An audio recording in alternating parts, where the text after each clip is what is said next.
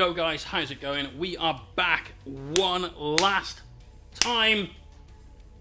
The last time now. With Lenny. Oh. I'm nearly ready to start streaming. Isn't that great? Oh man, it's been a day. It's been a day. But we are here. Lenny is here. Oh, baby. For those of you that have not yet seen it, we have finally got everything together for this coming weekend's Marathon Necronathon stream. There's a lot. There's a picture in Discord, which is this. 4,000 points. 4,115 points, in fact, to paint. In 48 hours or less.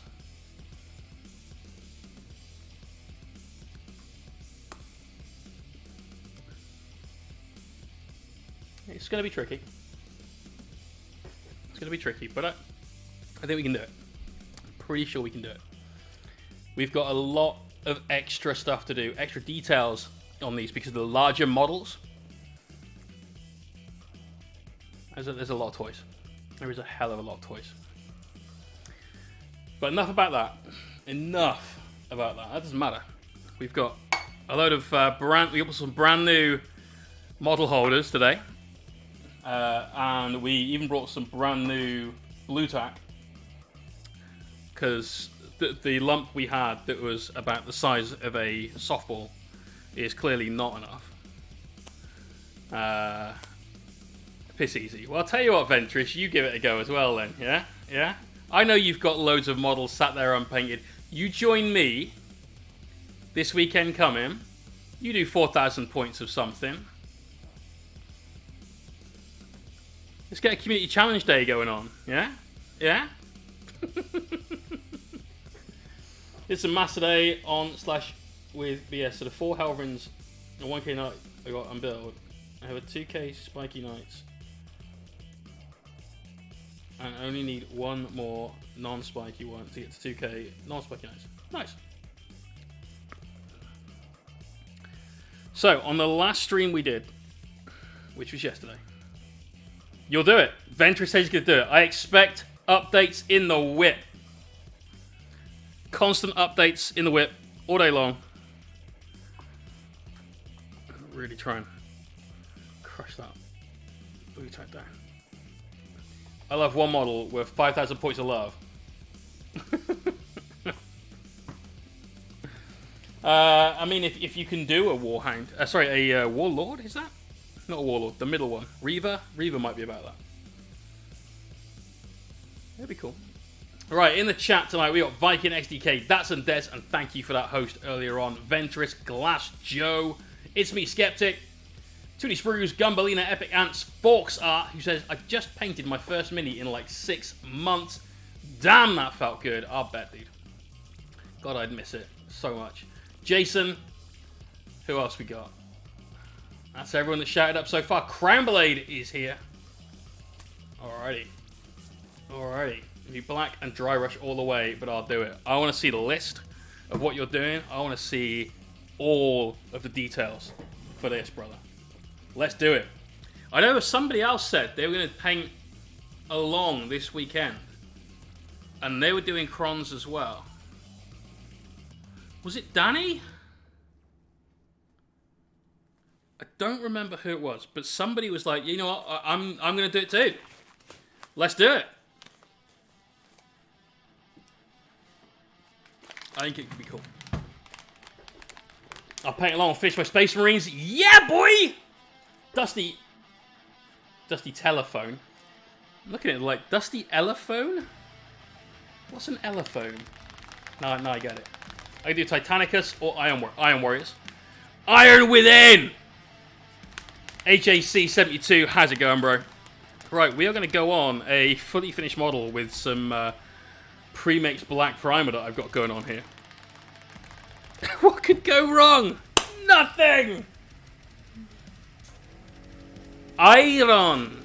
Iron. A no manipulat radiator. Might be building along with you. Okay.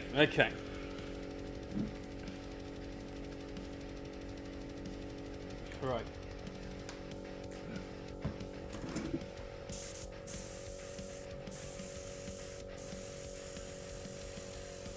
Queens. Okay, this is a bit top heavy. Just a touch.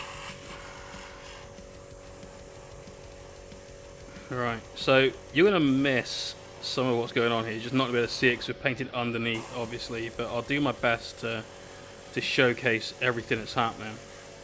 The reason I'm using the primer is because it's a thicker coat and it will just lock a lot of what we've got here on the base in place.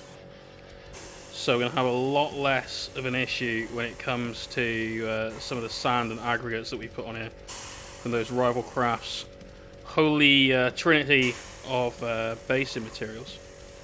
Speaking of Rival Crafts and the great Sarah, Forks Art, we start at 10 a.m. Saturday morning.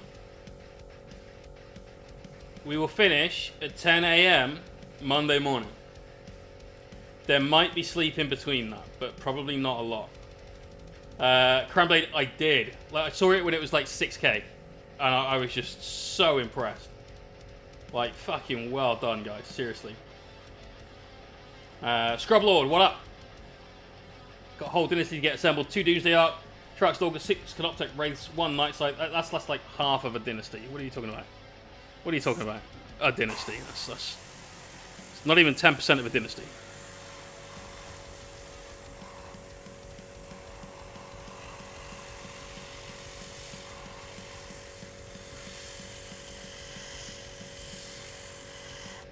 So you can see this is going on pretty thin. We're going to need several passes of this. This is my usual undercoat recipe of 2-to-1 Vallejo primer to thinner. So the primer, 2 parts, thinner 1 part. And this normally takes 2 passes to get a really smooth undercoat on something, but that undercoat goes on and it's on, right? But it's nothing that we've missed. Everything's been done. Alright, got to get in to all these recesses now. Now we will be airbrushing the base with some shadow colours. We're then going to be airbrushing the base with some light colours and then maybe bouncing back and forth until we feel that we've got everything in the right place. But essentially, whilst this will need to be visible, I should say, it's not a focal point. It needs work done to it, clearly and obviously.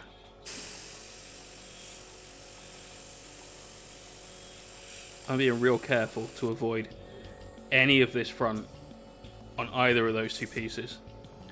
And I'm also being extremely careful to avoid tipping the airbrush too far, allowing the paint to come out of the cup onto the mini. That's fucking disastrous when it happens. That's really, really a bad day. It has happened to me before. It's never happened to a client's mini. That's a fucking awful day. You get your Bloody Marines finished so I can justify buying more models. Nice. Very nice. Snake, how you doing, bro? Congrats on getting your new PC, by the way.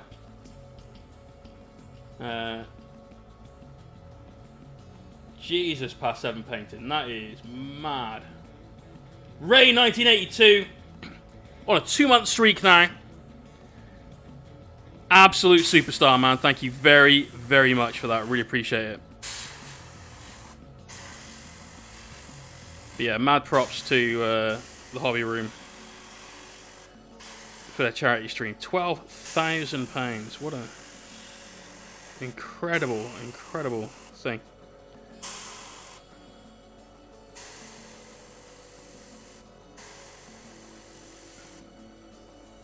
It's madness. Glass Joe, what are you doing, bro? What are you doing? In the lead with 10 gift subs this month. Giving a sub to Dusty Telephone. Let's get some love in the stream for Glass Joe, please. And a shout out. This guy's a streamer too. He works hard. Give him a shout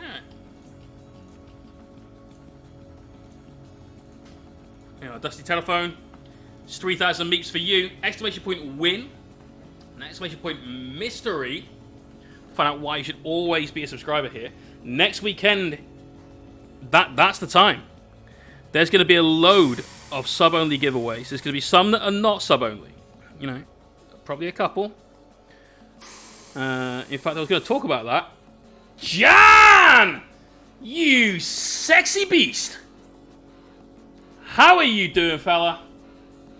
Always, always good to see you, and thank you for bringing your community over here today. What's this job on my mini? Get rid of that.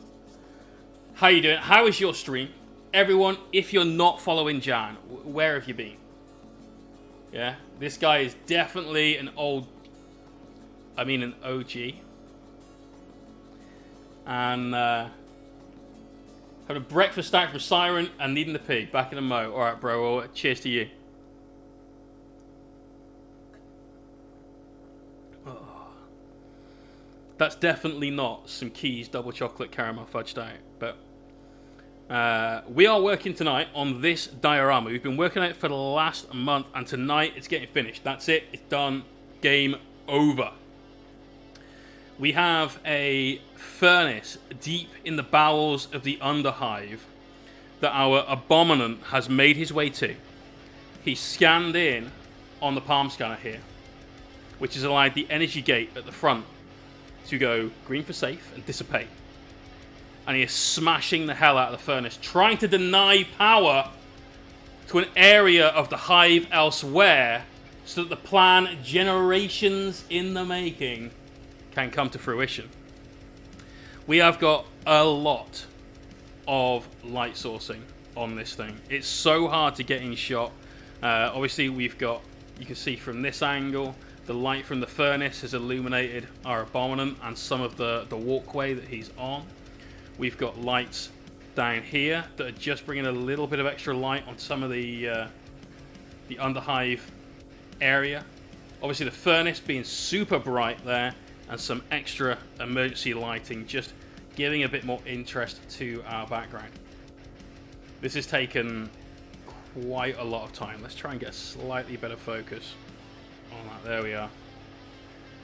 This is our 9th stream on this guy. We've done all the work on stream, so it's been something.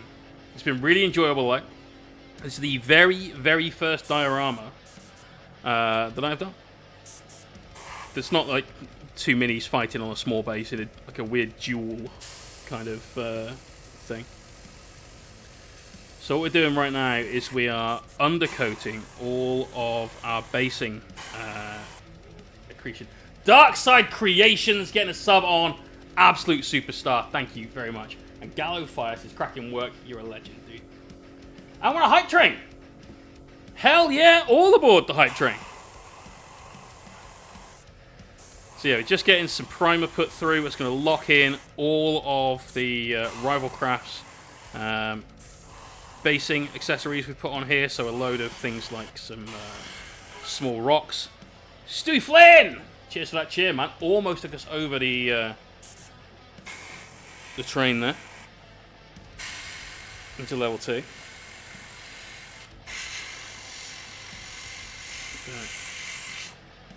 Anyway, speaking of Rival Crafts, which is what I've been trying to say for the last 5 minutes. Ah, Lethal Styles. Absolute ledge. Throw in a sub to Foxart.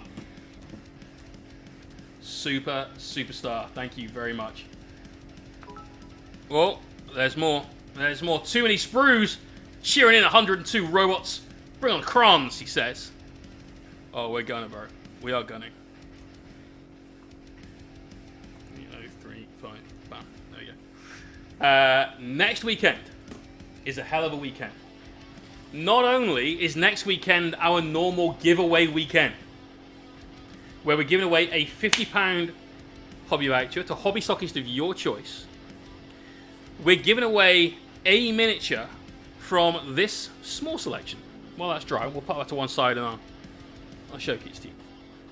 You can choose, if you're a subscriber and you're the lucky winner, either, I love this, the Shock Jump Dragster, the F1 car of the 41st millennium, or the new Lord of Virulence, the man with the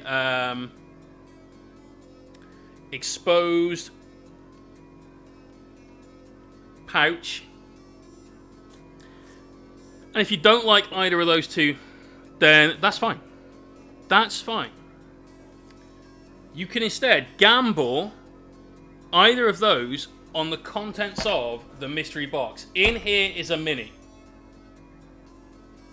In here is a mini. But nobody knows what apart from me. We do know that it makes a fun noise. Could just be dice based on that. I mean, who knows, right? But that's our normal giveaway stuff. We've got so much more going on. So much more going on. Because of the generosity of the community and the fact that we have been gifted quite a lot of subs recently, I have 5 Rival Crafts gift vouchers for £10 each. And I have 10 Rival Crafts basing bundles to give away. So that's fun. We've got 4 sets of Necron themed objectives and measuring widgets. And that's not all. And that's not all. The reason we're giving all this away next weekend is because next weekend is the Necronathon. We will start at 10 a.m. Saturday morning. By 10 a.m. Monday morning, all of that will be painted. All of it. The Silent King, 2 Doom Scythes, 3 Doomstalkers, 6 Scorpec Destroyers, 6 Obsidian Destroyers, a load of Plasma Sights, 9 Scarabs, 20 Warriors, 25 Immortals, 3 Heavy Destroyers, 3 Spiders. There's like 10 characters in there. An Annihilation Barge. Some of this is magnetized. Some of it's many things. Not going to make it. Not going to make it, he says. Whew. That's fighting words right there. This is the Necronathon 2, and the reason we're doing it is because the Necronathon 1, we crushed it. 110 minis in 2 days. This is less minis, but it's more detail. Now, in this set of minis, there's some things that I don't need. I don't need a 3rd Scorpec Lord. I just don't. I don't need 3 Overlords looking exactly the same. And so we're going to paint those up across the weekend anyway. And then they're going in the giveaway prize pool as well. So there's loads of giveaways next weekend. Let's see, that's 4, 5, 6, including the Patreon giveaway, 7, 12, 22, that's 24 giveaways in 48 hours. 1 giveaway every 2 hours. Woo. It's going to be fun. It's going to be a lot of fun. If you guys want to see the original Necronathon, it is on my YouTube. We painted 110 minis. We basically painted 3 Indomitus sets and a couple of other little bits. And we crushed it. I mean, it was close. It was close. But it was done. Ollie Quickfire getting a sub on Absolute Superstar. Thank you very much, brother. We got some more emotes as well from the Hype Train. Superstars, one and all. Right, let me give this a quick burst with a hairdryer and dry down that primer. And then we can start getting our light and shadow effects started on our base. So what highlights to do? Brush highlights on the top section, right up here, at the top of this little bit we're using for the background, just up here. We've got a lot of brush work to do in all of this, but we need all of this attached to a base, so I had plenty of time for it to dry prior to getting to this stage. You look so out of it after last time. Yes, I was done in hard. I slept for 4 hours on a Friday night because I was worried about the weekend. Not ideal. Streamed for 16 and a half hours on a Saturday. Went to bed, couldn't sleep, slept for 4 hours again, and then streamed for 24 hours, Sunday 10 a.m. to Monday 10 a.m. It was rough. Very rough. Comradson, how you doing, bro? And to crush some more, I need to do some weathering on the Space Wolf Dreadnought. Any advice, mate? What were you planning on weathering with? Powders, brushes, sponges. I don't like sponge weathering, but I know a lot of people use it. What was your plan? Did you have a plan? If you didn't have a plan, step one, get a plan. I have everything available. Ooh. Master Mash says, make sure you stock it with snacks and essentials. Trust me, bro, we are ahead of you on that. We do our normal order from a local and amazing pizza joint. For when we do a weekend stream. It's a 20-inch pizza. Big old pizza. It's a garlic bread pizza, and we might even go for one of their brownies as well this time. Last one was not good. We might try again. Need that. We need tomatoes on that. We need that. And then we'll pick up some snacks. So you don't have a plan. All right. Did you have a story? So I like stories in miniatures. I mean, this entire diorama came up. If you watch the first stream we did on this, it's literally me chopping up bits of plastic, trying to make a story as to why all of this is happening. And so, do you have a story? Do you have a reason why you're adding battle damage in the first place? Because if you don't, that's already something you need to fix. So Wolf and Dreadnought with a wolf head.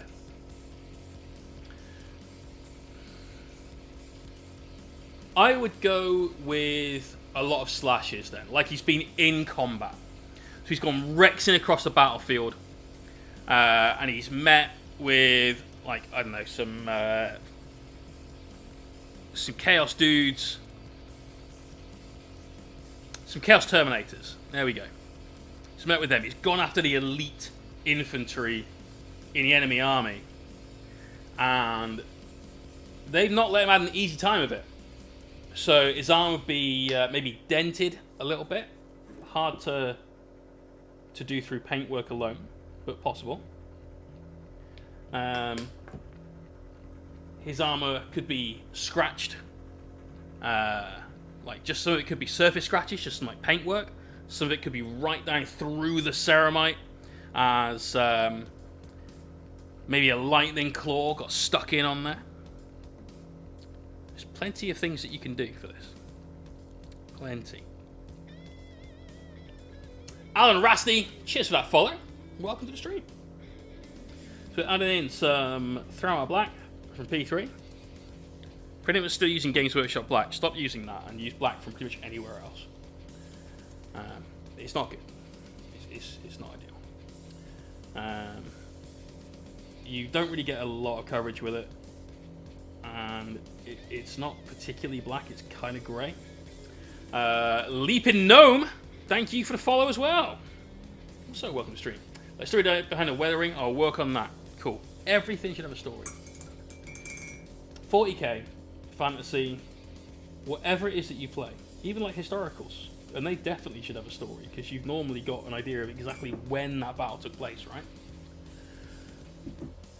All of these things need a story, because it helps you make your decisions for what happens later on the minigun, right? Like, for instance, this battle damage. Even the commission stuff I do, there will be a story in my head. It's probably not the client's story, but in my head, there's a story while I'm painting it. Looking at my Blood Angels that I'm working on right now, there's a story for the units I painted. The Blade Guard Vets, they're brand new. They are fresh, minted Primaris, and they have made their way to the battlefield. They have fought honourably, their shields easily deflecting the vast bulk of the damage that has been attempted. That's way too bright. I need to darken it down a bit more. Even attempted to be applied to them. But there's still a couple have got through just a little damage to their armor.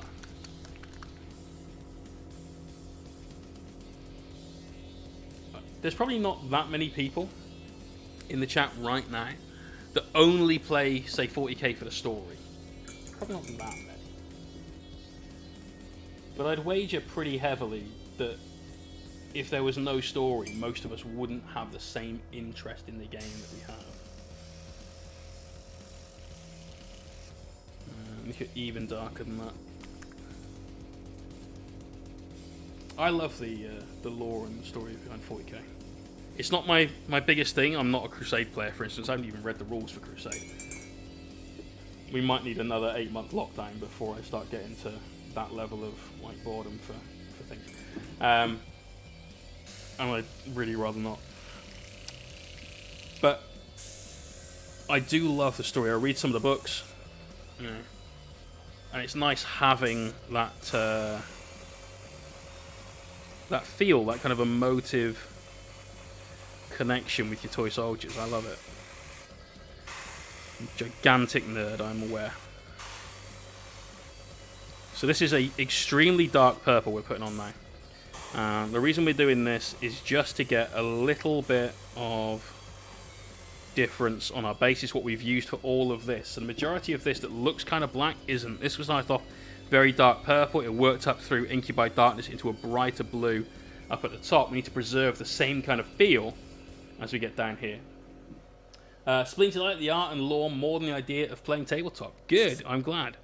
Because there's plenty of people like that, and you guys specifically, and people like yourself, basically get to paint whatever the fuck you want, because you're not like, oh, it's really good, but I don't play that army, I don't want to start a new army, or I love the mini, but it's pants on the tabletop, therefore I'm not going to buy it. So you guys get all of the fun stuff, because what you want to do is paint and have your stories. And that's a wonderful thing for me. I think that's a brilliant thing. I, however, am someone that is very competitive. If I can do anything, I want to be the best at it. And we'll put the work in, we'll put the time in to try and get to that stage. Tell you what we're going to do. We're going to change this light entirely today. Bring this down.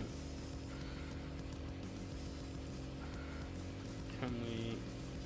Oh, it's going to be super bright. I'm going to try and light that from another angle for you guys. I can't see the chat now. That's in my face way too much. There you go. We'll try that for a bit. It looks like it's okay on screen, but because the light's now in the way of the screen, I can't see it. So let me know if that light is working or not. But just to ensure that you guys can see what's going on and it's not just all super dark, that's what we'll try. I can't see the chat so easily, so I might miss things. So please bear with if that's the case. But certainly while we're working on the base, we'll do that, and hopefully help you all out a little. Buongiorno, Rodney. March 2, Sarah. How you doing? So here is Sarah from the phenomenal Rival Crafts. The literal best of all scenery and basing suppliers. I'm just talking to everybody about the basing bundles that we've got coming in from you. Very exciting. I'm looking forward to them. Gonna be a slight upgrade to these from the last ones as well, which we're gonna keep a secret. gonna stay a secret.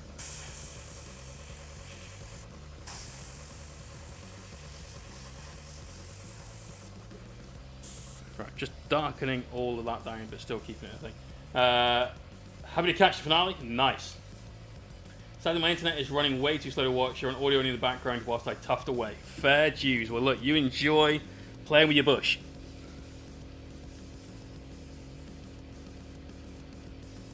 And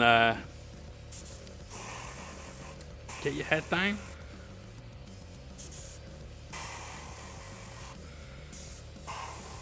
It's getting worse. Right. So the only area of light that we have to do is a little bit from here, which is going to be just there, which is the one area that's the hardest to get, basically. That's a pain. We'll see what airbrush magic we can work for that. We need a little bit of light just in this gap from where that furnace light has gone through. Oh, fuck's sake. It's gone through those windows. Tell you what, we'll do it this way. Gone through those windows and is on this patch of ground.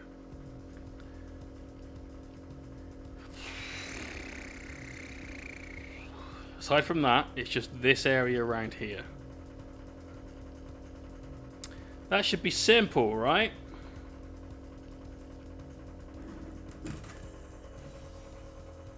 You're gonna love Captain Creative's tweaks. Brilliant. Brilliant. He went there. Sarah, we shouldn't talk about things like that on the channel. That's enough now. Calm down. Getting excited in the back cave.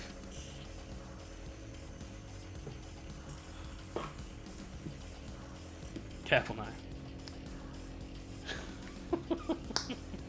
AJ, what up, dude?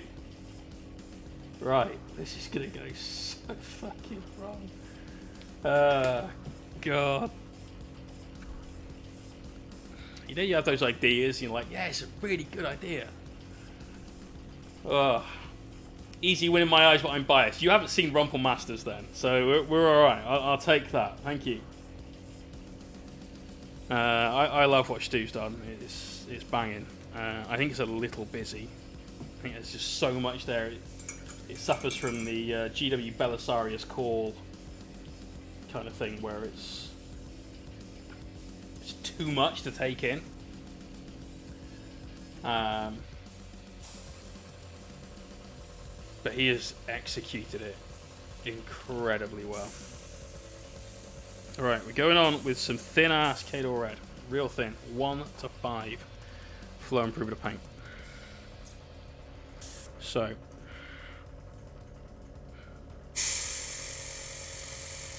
going to work with really, really light brush pressure. When I mean brush pressure using the airbrush, what I really mean is how far back we pull the trigger. Because I want a very tight focus of paint. We're using full pressure, even with paint this thin. That light is not making this easy to see. Can you guys still... Ah, the blinding!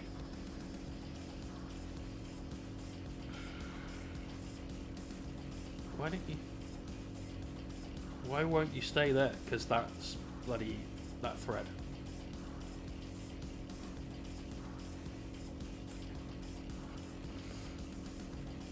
Yeah, now you can be blinded. See how you like it.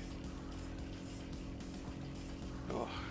Right, that camera is not going to do very much. But I can't see my monitor very well because that is shining on it. Can somebody tell me in the chat if that has helped or not? Because if not, I'm going to fucking can this idea. Just waiting for a voice to ask you where you were on the evening of the 24th. Knowing me, painting.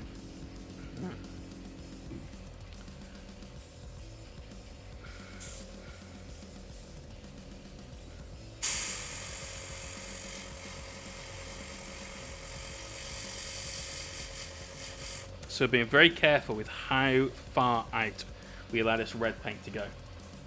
Let's just trying to make a found footage. I don't even know what a found footage film is. I never understood how moths are drawn to bright light. What a thick creature. I mean, each their own, right? If I lean forward, I'm being actually blinded. Oh, man. I'm not sure I can paint like this. We'll try it for a little bit longer, but...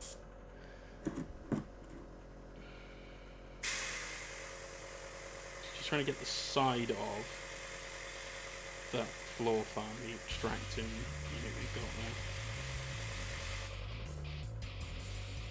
And again, it has to be a subtle glow. It also has to hit the floor.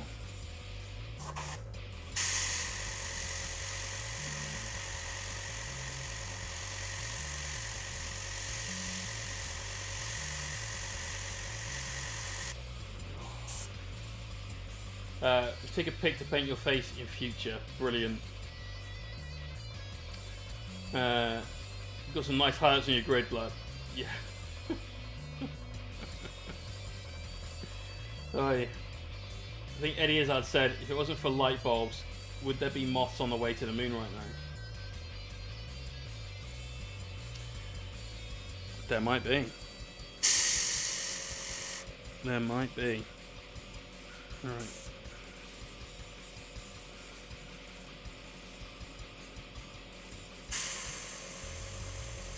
What we're aiming for now, and there's not many angles to get this, is right in here on this side of the fan.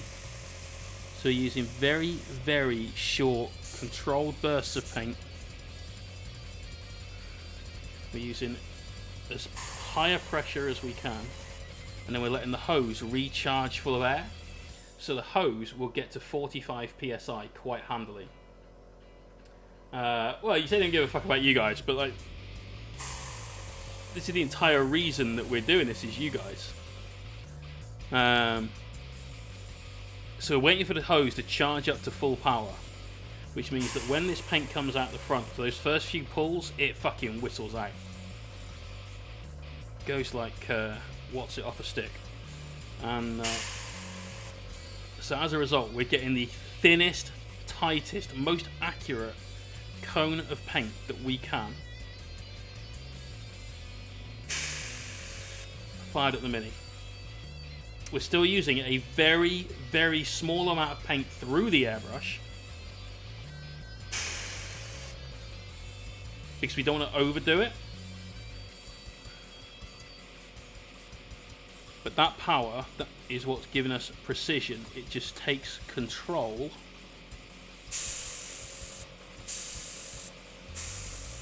which I just completely not exhibited by putting a big blob of red right there in the middle. Okay, couldn't airbrush from that angle.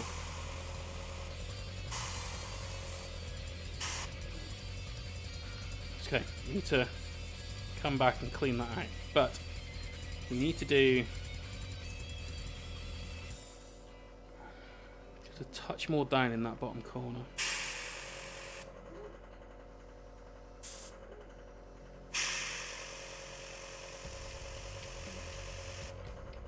There we go.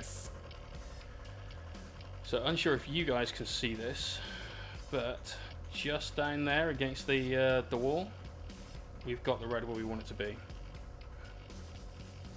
can see that, hopefully. So it's a matter of magic. Anything you want, mate. Deck of cards. Done. Right, now what I want to do is that light comes down through there, hits that floor, only hits a small amount of it. I need to create a fairly flush set of light. We do get a little line of sight through those windows down to here, and the red goes back that far, so it would hit there. So what we need to do is line this up with the window. We're looking at this window up to the furnace, down to here. We need to keep this relatively uniform. That window has an extremely small hole in it. This one is just a set of pipes. And frankly, you wouldn't get much out of that. So this will be a thin line. And then this one is through from the ladder. It actually hits the back of the ladder.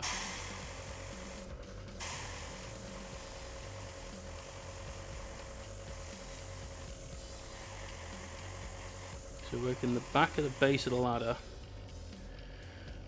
so that those small areas of red there are what's cast by the furnace coming down through those windows. Now we need to do this larger section, which should be quite tight in because of the angle.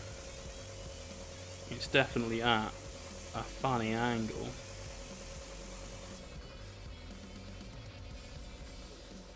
Let's be further out than that.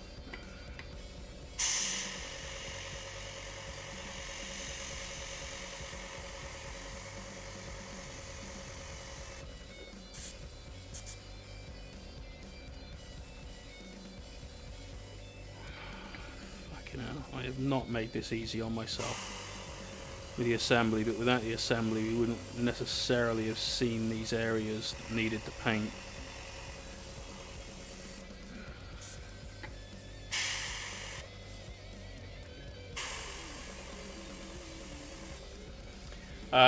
Wick Wang, cheers for that follow, welcome. The Smayer, do you glue models to base first before doing your base, or do you base then glue? What about models that already come with bases like Hospitaler from Sister of Battle? So it depends on the commission, basically, to base or not to base. This one, we painted everything, glued it to the base, then did all the pummets and so on, because we needed to do that way. For all the Blood Angels I've got here, because I wanted to get on with painting those before finishing the assembly, I decided to do all the basing at the end. For the Necrons, that is mounting here, another big old box on the counter for next weekend's Necronathon, all of these will be based before they're undercoated. And then we'll do all of it at once that way. So, yeah, there's a lot of different things to think about when it comes to that. And really it comes down to what order you're going to be able to hit things.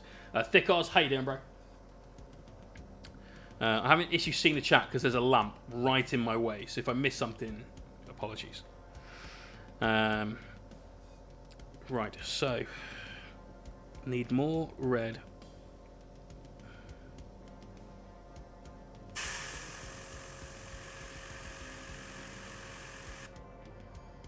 In there.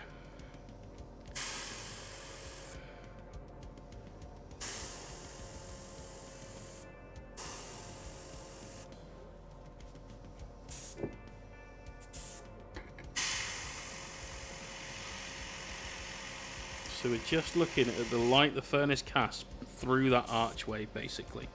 And there's not a lot.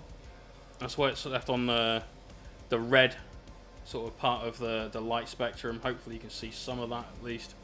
I know this is an absolute bitch to hold into the camera, so it's really a bitch to film as well. Daddy Tubbs!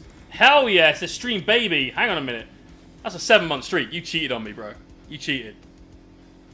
But thank you very, very much, mate. Absolute legend.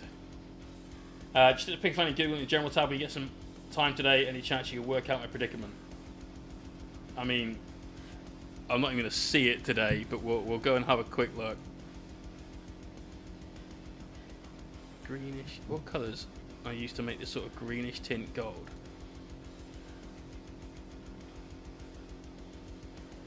I mean, you could use a really, really, really thin green glaze. But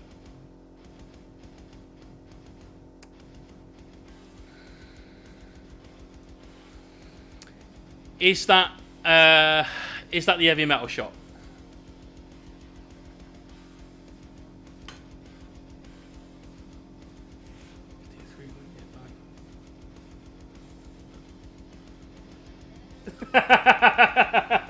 Right. It took me a second to work out all of that. You've copied the thing. Yeah. Okay.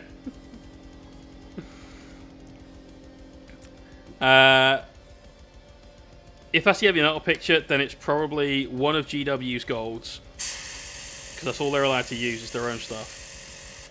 And then it could be like they've got a couple of green inks. One of them is like Anthonian camo shade, I think, and it could be that. And I mean like thin, glazed. You know. We'll find out where the image is from.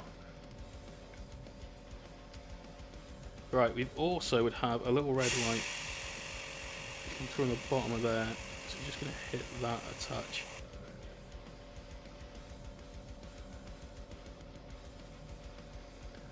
Okay, I think that's all of our red light on the base. Now we've got some mistakes to clear up.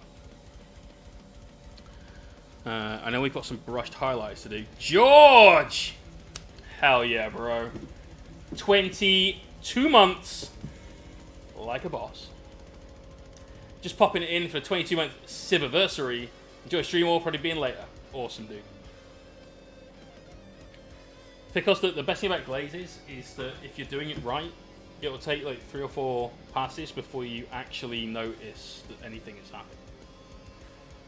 Which means at that point, you've got plenty of time to work out that it's the right way or the wrong way. You know? Right, let's go back to some super dark purple there in the middle of the base. What glaze do you recommend? I actually recommend just making your own. Honestly.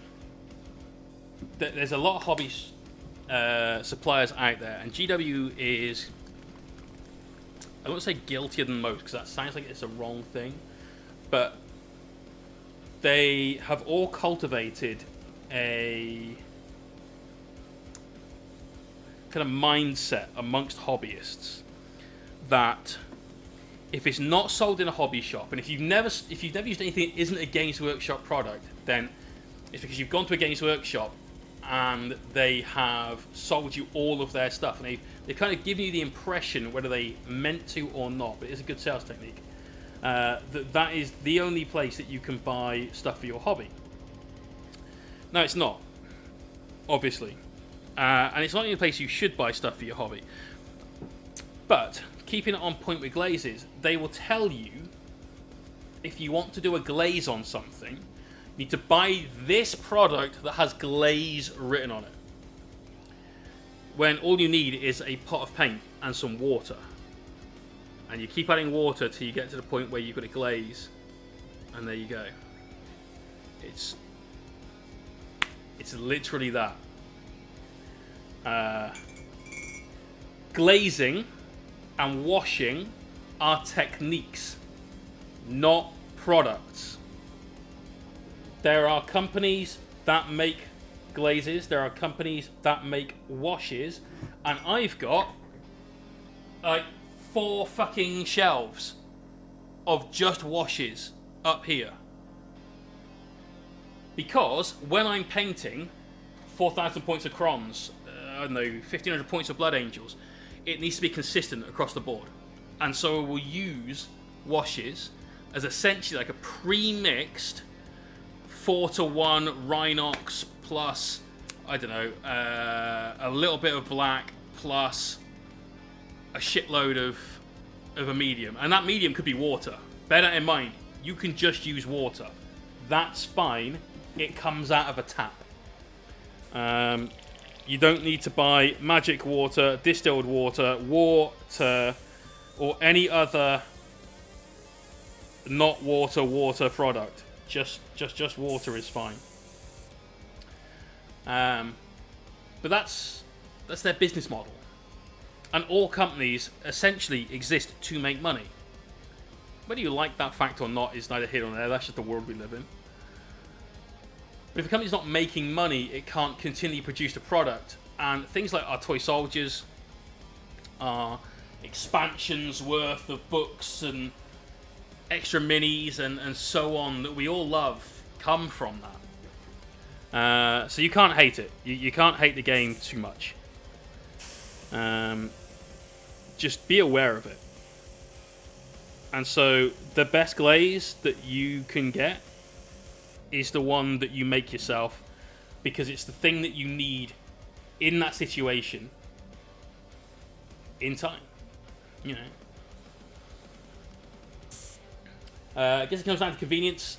yes, like I said, I've got a load of these washes that I keep because I know that I'm going to need to paint exactly the same colour on this Mini as I am the other 40 that I'm painting for this client.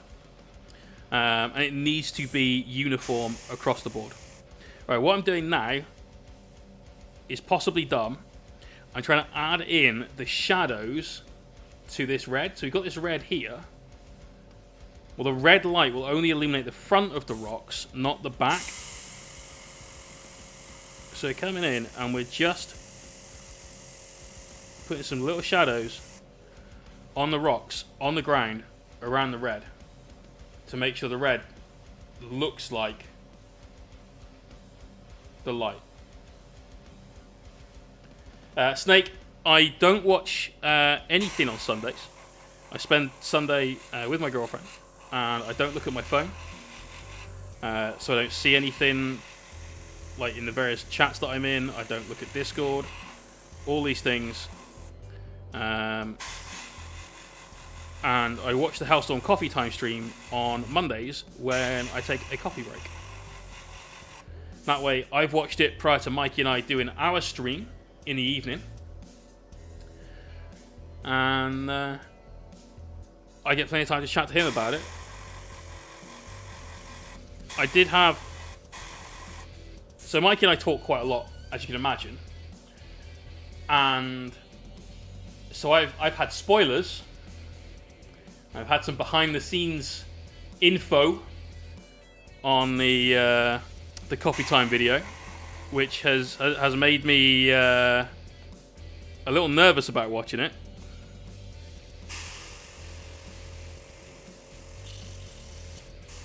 But no spoilers, please, from anyone in the chat.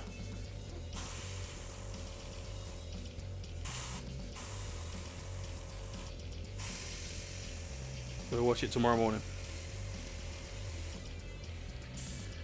Right, we get rid of our red mistake from here. Not quite.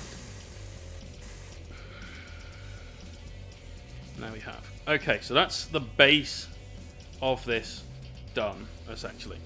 Where I would normally add a load of powders to this, I can't, because the powders need to be super dark. I do have some black powder. I even have some purple powders that I made, and I could mix in the same way you'd mix paint. And we'll see how we sort of get on for time.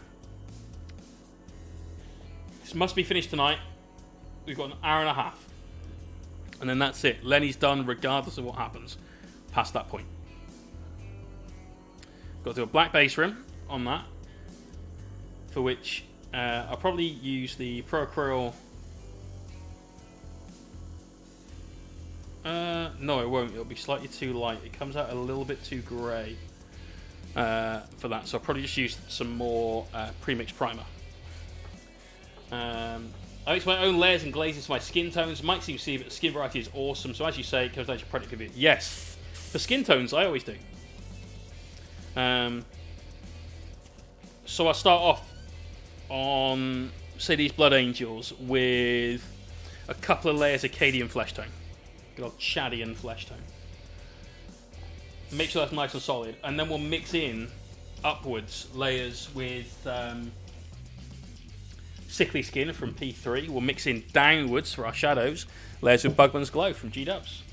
Right, let's pop this back to normal so I can see what the fuck I'm doing again. Oh, that's better. Right, hopefully I can just show you elements of the base. Not really. Still not enough light down there. But you can see we've got shadow, we've got some light coming around this edge where the furnace is shone through the windows we've got here and this gap of the archway. You can just possibly see a little red just down there. There you go. There you go. We've got a little bit of glow on the floor just next to that floor fan, which is where this light is shining onto. So I'm reasonably confident we've got all of our reds in about the right places. Kareem! How you doing, bro? I was thinking about you earlier on. So that's amazing that you turned up in the channel today. That's like one of those weird happenstance things. But good to see you, dude. Somebody was saying, because I just had all the Necrons built for me. I built the Silent King. I built the Doomstalkers. Legend! Your thoughts summoned me. I know you're a Chaos player, dude, but don't read too much into that lore. Alright? Oh, God, the headache is getting to me today. We're a little bit too much. More than normal. It's just a tired AF, but... black, purple, you do rat skin. Damn, that's an old one. Mixing different amounts. Nice. Nice. I use loads of different recipes for it. It basically depends on what I feel like on the day. And that helps give you that variety that you were talking about. So, I've never done that one though. I do use purples. I use reds quite a lot in the skin tone to help shadow the eyes. Help shadow some of this around the nose. And so on like that. Because a face is very different. I also use blue and yellow quite a lot as well. So you wash from about here downwards, blue. And you wash from about here upwards, yellow. And it helps give a little bit more of a realistic face effect. It's some pretty crazy next level stuff. But it's all stuff that Renaissance artists just did. And so it's not really crazy at all. It's just painting. Right, using our wet palette, we're going to take some Incubi Darkness because we've got this blue to get some shadows in up here where the light won't shade down all of that. So we need to fill that in. We need to get into this recess a bit as well. So there's a lot of work to do just up here. This could take us till the end of the stream, basically. I'm expecting it to. Right, let's just use this essentially as our mid-tone and go from there.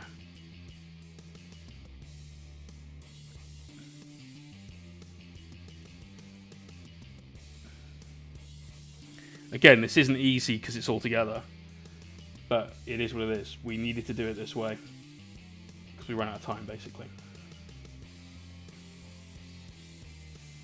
Gotta wait till next month to buy camera and microphone. Fair.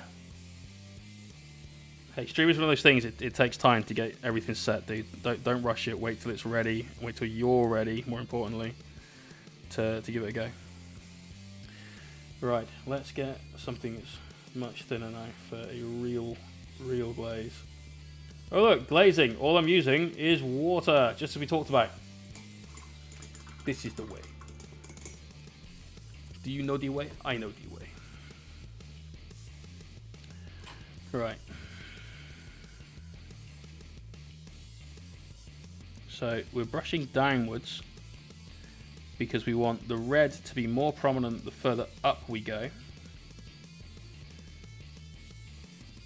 And the darker areas to be more prominent the further down we go. And we're going on so thin you can barely see there's any difference there. We're going to do both these sides. And we're going to do the other one, and we're just going to keep working like this. And as we keep doing it, we'll build up the opacity of this paint, this Incubi Darkness that we're using.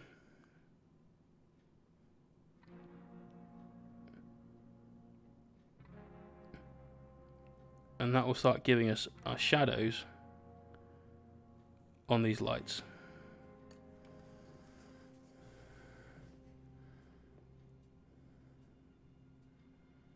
And this is glazing. It's taking time, it's quite a chill thing. Just move on and move on. Kareem, this is a competition piece. Glad you recognise the amount of hours I've put into this thing. This is for the Amsterdam Battle Brothers Busy Brush Brawl 2, which I entered hoping to do well in. A friend of mine is also entering, who is a Golden Demon winning competition painter. So I feel that I've got fuck all chance. But hoping for second place. And I'll take people's vote. You know, people's champion. That's what we'll go for. Not technical champion, people's champion. I can live with that.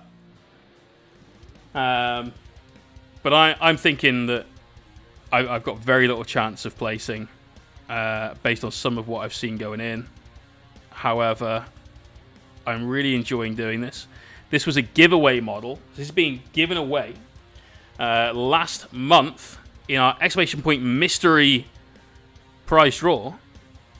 AJ Sadler chose the mystery box, and in the mystery box was the Abominant.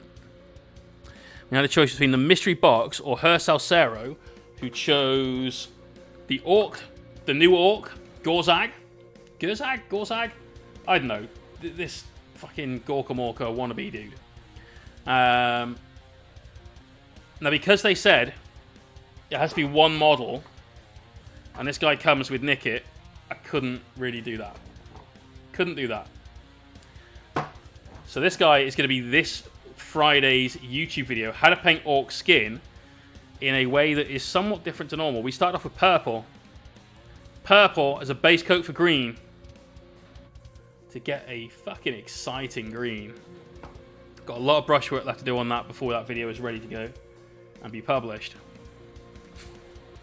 See how this is starting to have an effect now?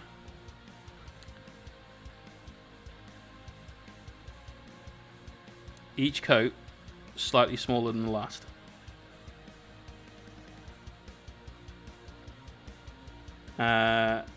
But this is AJ Sadler's. He's sat in chat right now, loving this. And I hope you've got a nice little box or something to put this in. Like a little display thing.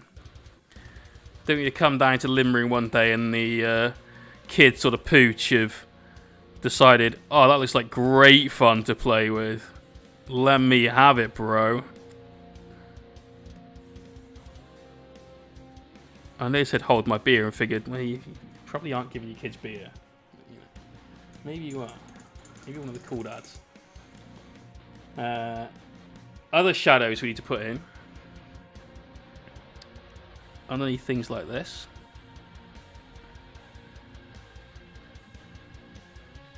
Under the light itself. Like, just under the light itself. That's a real skinny you want to get in there. I'm getting one, man. We'll be going on the shelf out of the way of my daughter. Brilliant.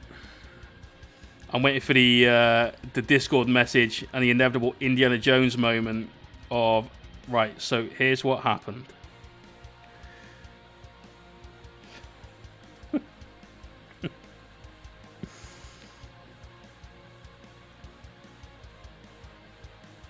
Rocky got Magnus yesterday as well. Arrived in perfect condition. Went all the way to Miami.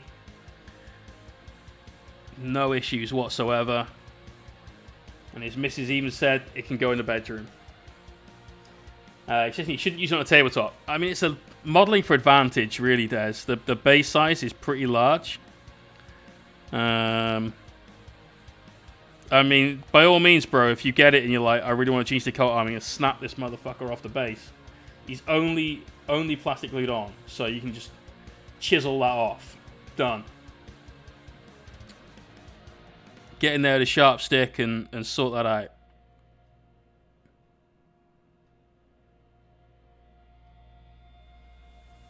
It won't fit in your Chaos Angels. Is that a dig at the unquestioning loyalty of the First Legion of heretics? That can't be. The most loyal of all the Emperor's sons. Base size might be an issue. Yeah. It might be. He knows how filthy they are. Bro, like every competitive player in 40k thinks they know how filthy Dark Angels are right now. It's something else when they're on the tabletop, and even the Nightbringers having an issue getting through those fucking Terminators. Thinking of a Grell in Earth and his broken feet. Be fine. Yeah, that's right. Just snap him off at the ankle. You've got this, dude. You've got this absolutely nailed down. A bit of red in there that shouldn't be there. Not in that intensity.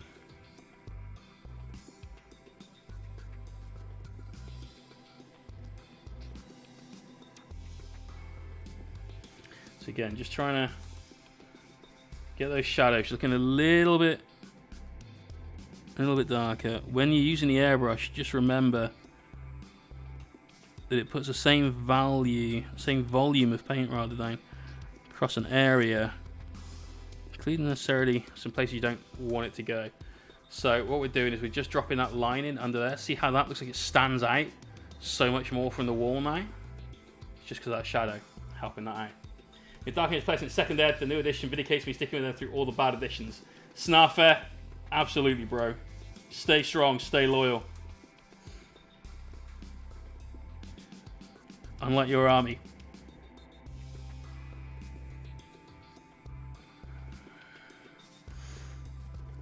Oh, I did it! We went there.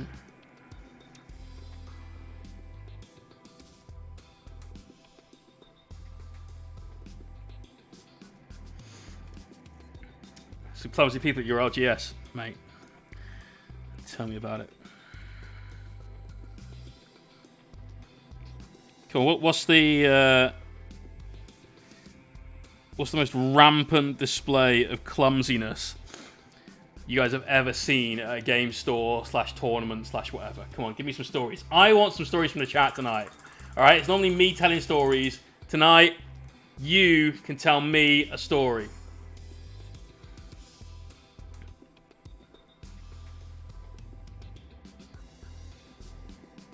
Story time with Mohawk's community, not story time with Jay. That's what we're doing today. Will you pay us though? I can't actually give channel points, I don't think. And you had enough stories for me for free over the year and a bit that we've been streaming, mate. You can throw out some freebies. That's the way it works, yeah? Freebie or two to get them hooked. I've got a sneeze building, and I bet you anything it's going to come out at exactly the wrong time. Not there's ever like the time to sneeze is like now or anything, but I just mean it will happen when it's a critical brushstroke and like bam, nope.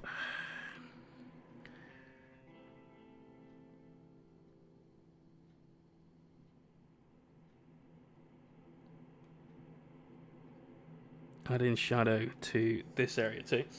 Everyone needs to tell the story of losing their virginities. That's always a funny one. This is a Warhammer chat. How much chat do you think there's going to be? Guy walking down the stairs after a comp finished full Takeami down the stairs after tripping down a step.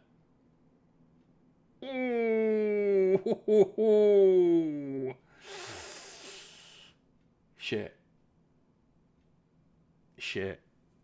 That's a rough one. That's quite a rough one. How fucked was it?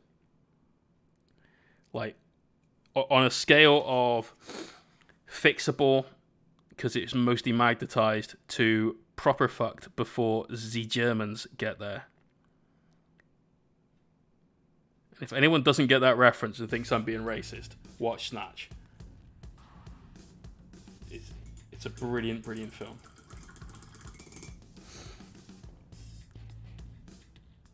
See, we got a good community. They know these films. Know that catching them killers, then.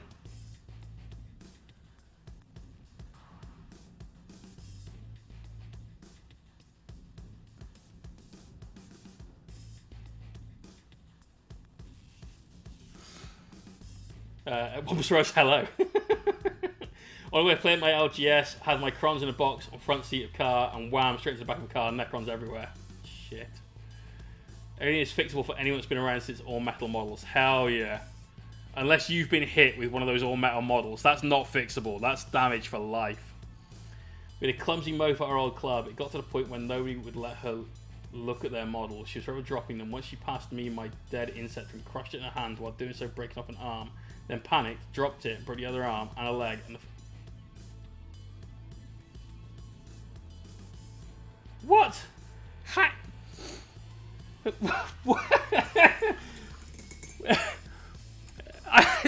I'm thinking, what?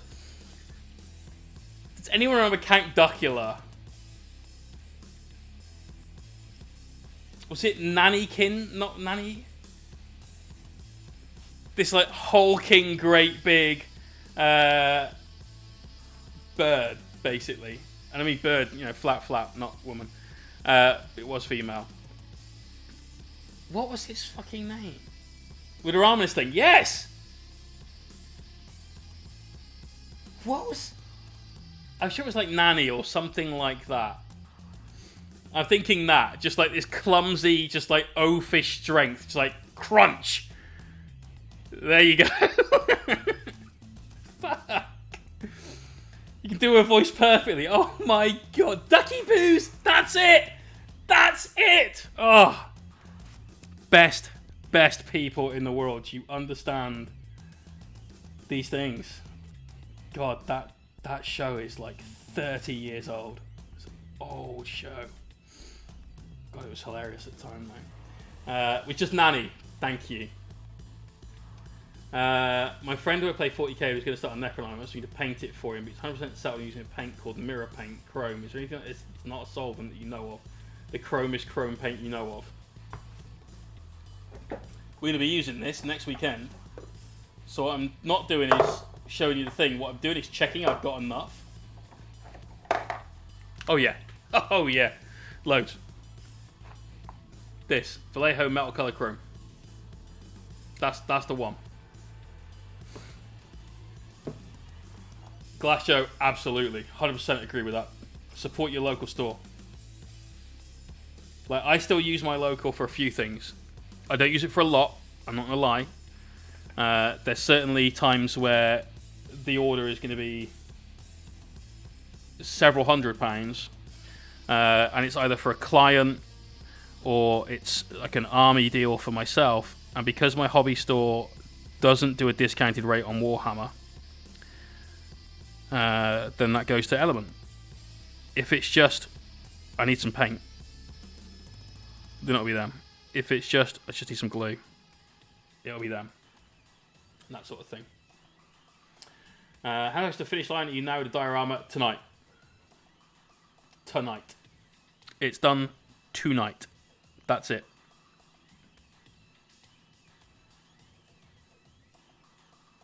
We're just working this top section, basically.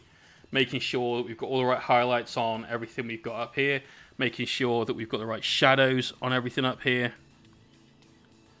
And that's what we're glazing in now. We're using this Incubi Darkness over the red to ensure that all of this is where we want it to be. Tilts! How you doing, bro? 4 months now, man. How's that night army you're painting up? And by painting up, I mean, like, not even bought. Alright, this will be fun. Let's do some shadows on these rivets. So that light brings the shadow here, directly away from the center of that. Kind of that way, but it's close in, so it wouldn't be too much of a long shadow.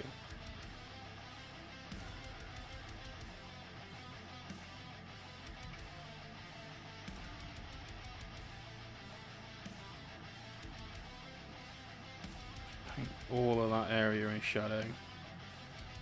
And then, like so. And then short shadow, because close. Longer shadow. Longest shadow. Which again, all of that area. My old club was in a store. I used Element for most purchases.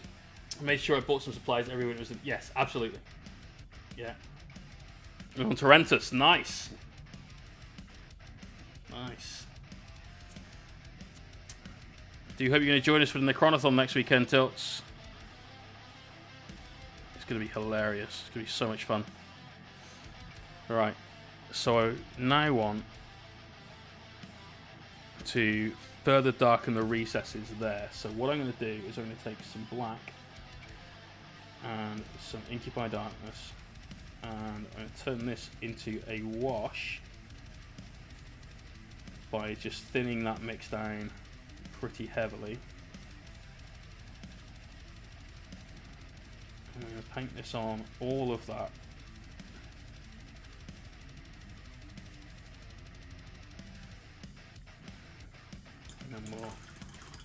When did your beard get grey highlight? It was the fright. The fright of seeing you, Nick, the first time round. It's like, fuck me, it's Forrest Gump.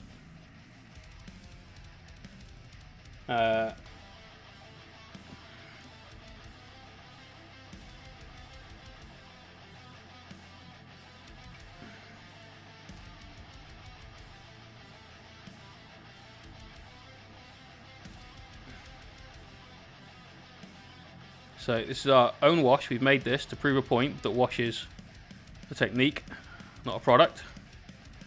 We've got a nice little bit of shadow inside each of the... I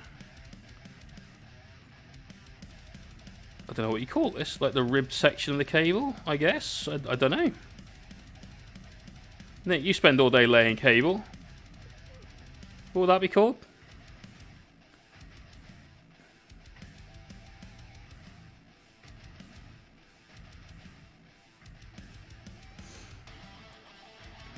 Sure it wasn't there 2 weeks ago. Brother, this has been here for a while. Like, this has been grey for easily a year. But it's just like a few greys. It's not like it's like, look at the grey. It's like a solid strip or anything. It's just a little bit. So, alright, hairdryer time.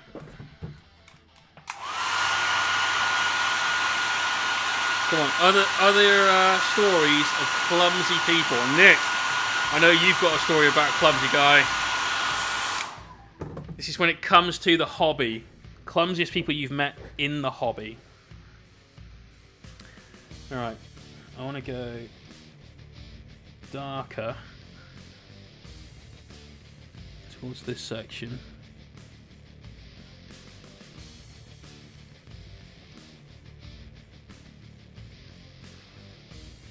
I know this is not the focal point, but it is, unfortunately, the entirety of the backdrop for our mini. And so it needs to be right. Just a few greys. Sure, Jay, you tell us that. Look, in comparison to the volume of hair on my face, it's just a few. Besides which, when you're old enough to grow hair on your chin, then you can comment. Fucking students these days, right? Not to be related, but yesterday I was installing an OS to dual boot on my laptop around a battery. Brilliant. One time on a tournament, I played versus a friend. I helped him with his army. He played for full turn, and then he beat me. I've nearly played myself into a loss. More than once. I got to a point where I was helping somebody out. He was 14. He was a real snotty kid. Like, it was such a shithead. It was taking Dark Angels to a tournament, but it was like, it was 6th edition when flyers were somewhat obnoxious. And he had 3 flyers, and then he had a few other, like, it wasn't like a tweaked tournament list, but it was a solid list. And I was helping him out, and I realised that I basically played both sides of the game for all the game. It was... I just finished my turn. He had his turn. I had my turn, then one last turn, which was his turn. So we had 2 turns, and I had 1. I went, there's a way you can win this, but I'm not going to tell you how. But you can definitely win right now. And he was like, oh, how? No, I'm not telling you how to get the win. Like, oh, but I want to win. Like, if I tell you how to win, you haven't won, have you? Right.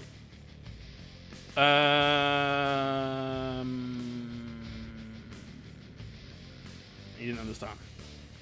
So, unsurprisingly, he then lost the game. But I've nearly done that. Friendly guy helped paint the Emperor's sword, showed him on one side so he could paint the other. Guy wasn't happy with the result and scraped the paint off with some keys. What the fuck?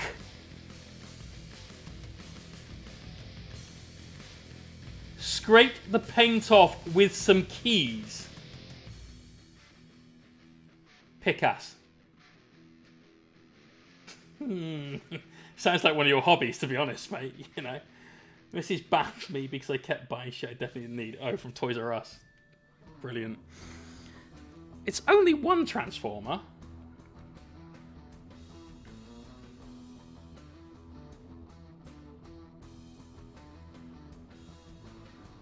Right. Have we finished our shadows? Not really. To get under that line a little bit more, I'm just going to use some black and turn that into a wash.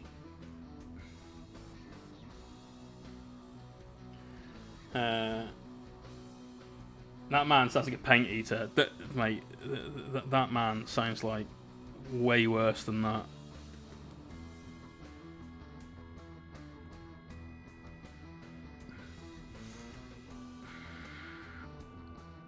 Sounds like a word I'm not allowed to say on Twitch.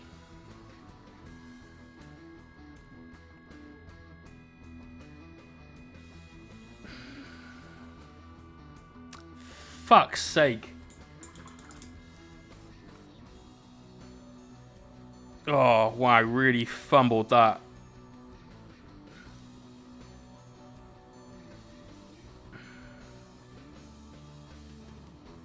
See, happens to all of us, guys.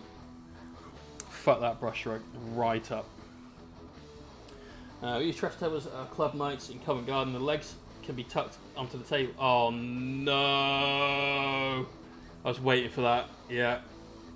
I bought one model this month. The Focus Librarian used a firstborn Marine in my blending army on paint. 80 quid on paint mixer, dropper bottles and paint.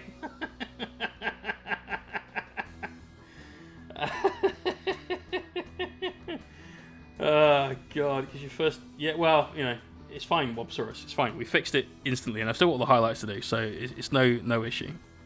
I appreciate, though, where your heart is on this. I really, really do, and thank you so much.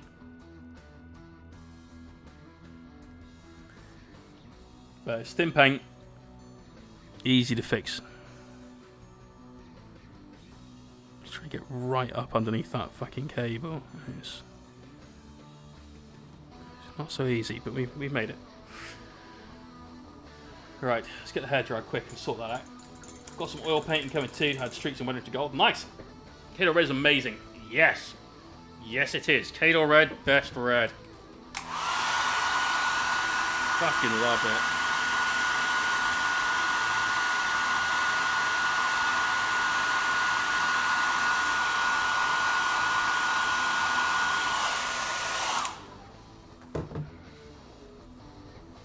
Right. Need to do a touch more. We'll go with the slightly more blue version of this. Up here. A little bit better coverage. That top section.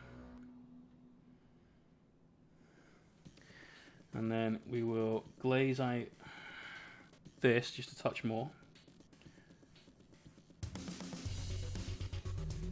Just Incubi Darkness again. Abandoned Arms, how you doing?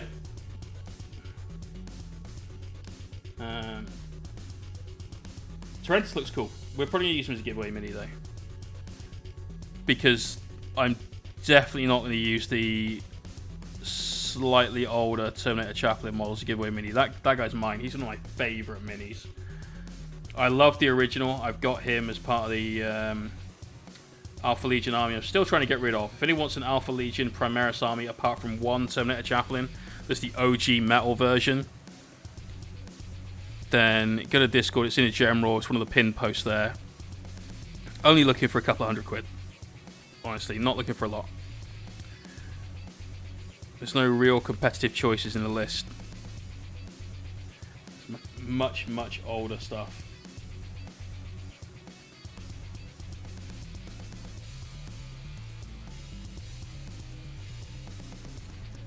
As with Hellblaster finished, I'm going to do a Primaris Champ and Torrentus together. Maybe a Judicia also. Judicia are fantastic. They're so good. And you're striking last. Like, but my Repentia. Yeah, I know. But my Repentia. I know. And they're dead. Okay, I think we're at highlight time. We are at highlight time. So let's start off on the reds. So a little drop of Cador red on the palette. In fact, we've got some from the other day. Let's see if the red palette has preserved it well enough to use. Looks like.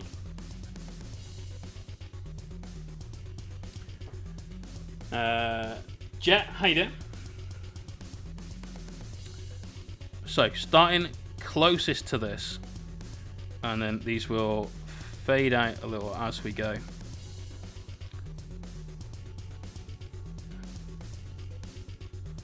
And we've got this to do a little bit more highlights around the surround on top of the number plate thing there.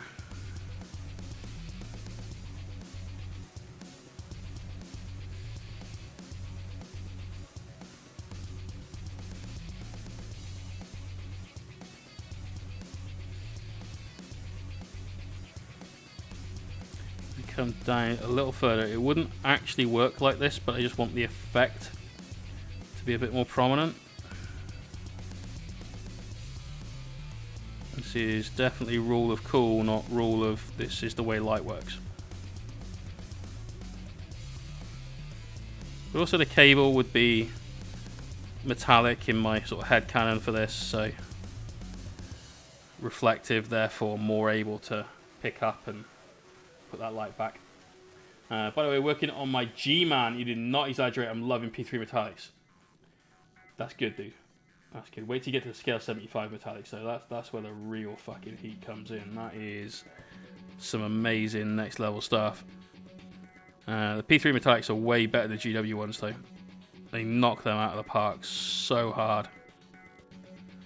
It's just a no contest straight away. Games Workshop makes some great paint. They really do. Evil Sun Scarlet's banging. Cador Red is just a little better. But there's like this much in it. Flash Gets Yellow, literal best yellow in the world. I've not found any yellow that can replace that for its vibrancy, its brightness. And it just is its general hue. It's such a good, strong yellow. Love it. But, oh damn, those scale metallics. What's the best gold and silver? Best gold is from scale. And bear in mind it's situational to what you're painting, right? But for me, Dwarven gold from scale 75 is the king. Like, the king of golds. Silver, if you're looking for a bright silver, Vallejo silver. If you're looking for a silver that's nearly white, scale 75 speed metal. If you're looking for a dark silver, Vallejo gunmetal. You want to use the Vallejo Model Air Metallic range for those. They've got like 4 different paint ranges that all basically sound the same. And the Model Air Metallic is the one for that. They're designed to go through an airbrush, obviously, so they're slightly thinner. But you still get paint that you can brush on. Full coverage, one coat. Getting good yellow is really tough. Only if you don't know how to. Bella Nacht! Cheers for the follow. So my recipe for yellow, over a black undercoat, this is, right? And it works whether it's by brush or by airbrush, is Bogrim Brown from P3, 2 coats. Get a strong coat of that down. Mix that in with some Flash Gets Yellow, start your highlights. Add more Flash Gets Yellow, start your highlights. Then you fuck it up entirely because you add white to it and add your highlights. Then the magic happens.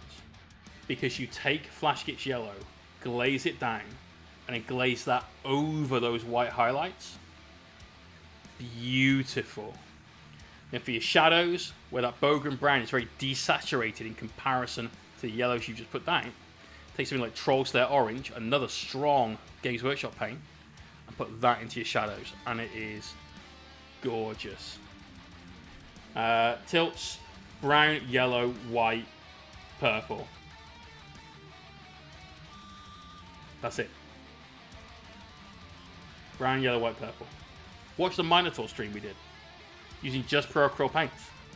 That was non-metallic gold. Go watch that one. The answer will be there. Right. This Nanny's highlights.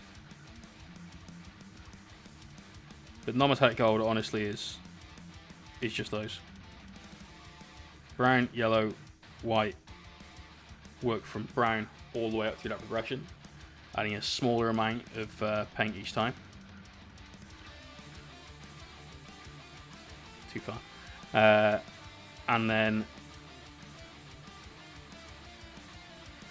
for your shadows, mix a little purple into the brown. Purple's got a strong contrast with the yellow. Away you go. But be sparing with that. Don't people looking at it going, oh, you got purple shadows. If they do that, it's too much, too far. Using Radiant Platinum from P3 Love Difference. Damn, that sounds awesome. Get him in the whip later on, bro. I'd love to see him. I'd love to see him. You've been doing some solid work on that guy. Let's get him on stream.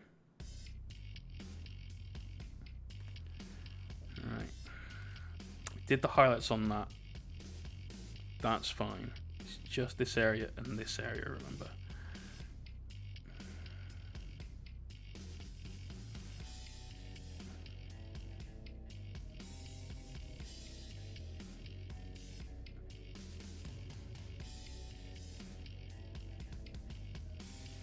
Actually thinking about it, I want to hit that little ring here as well. This isn't showing up too much, as you can see. That there's not a humongous, like, sudden bam, there's some extra red. It's not the way this is designed to work on the Mini right now. All we're looking for here is just to help pull out some of these details. That's it.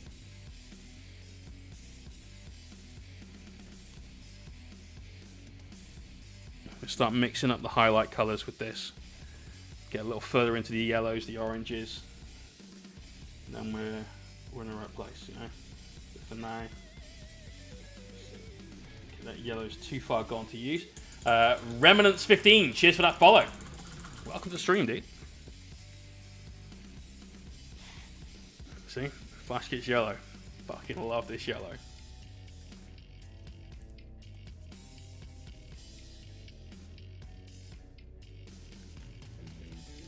Ginger Steve!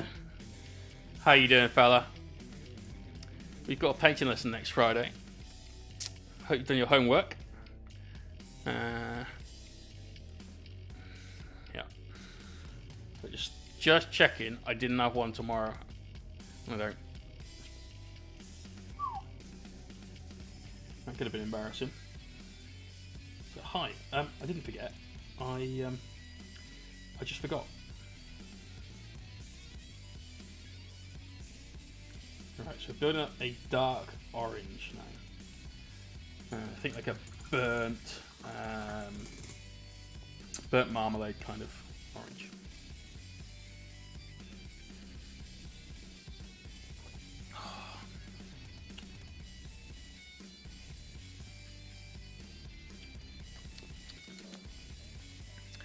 Hokely dokely do. Right.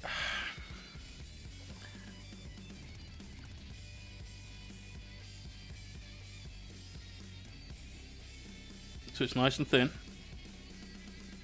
And we're being very, very careful with our brush pressure for this. Need to get all these details.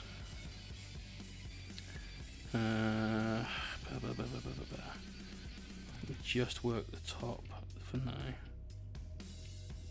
I'm not sure I want the highlight to be going down to the bottom of these letters and numbers.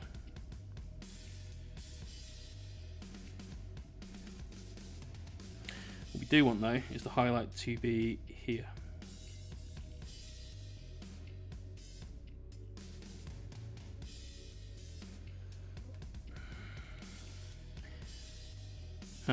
Right, clumsiest thing that I've ever seen hobby related. Has anyone watched Emil, that's Squidmar's latest video on the Thunderhawk gunship that he managed to track down? because I've seen one of these in the flesh, fully painted. It was amazing. And this is a hobby horror story. And this happened in Games Workshop Gloucester when I was a teenager. So like 20 plus years ago. Somebody who was a fucking fanatic about Marines. Like,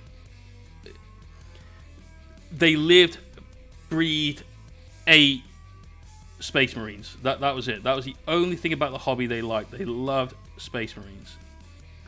And they had their own custom chapter of Space Marines.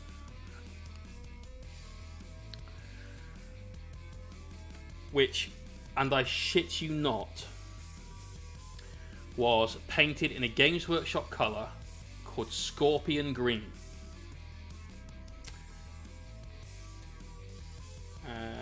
22 date might not have been wrong. We should get purity seals. I don't overlay her the brush. I'm going to suck it up and wait. Get Nagaroth Knight from GW. That'll be fine.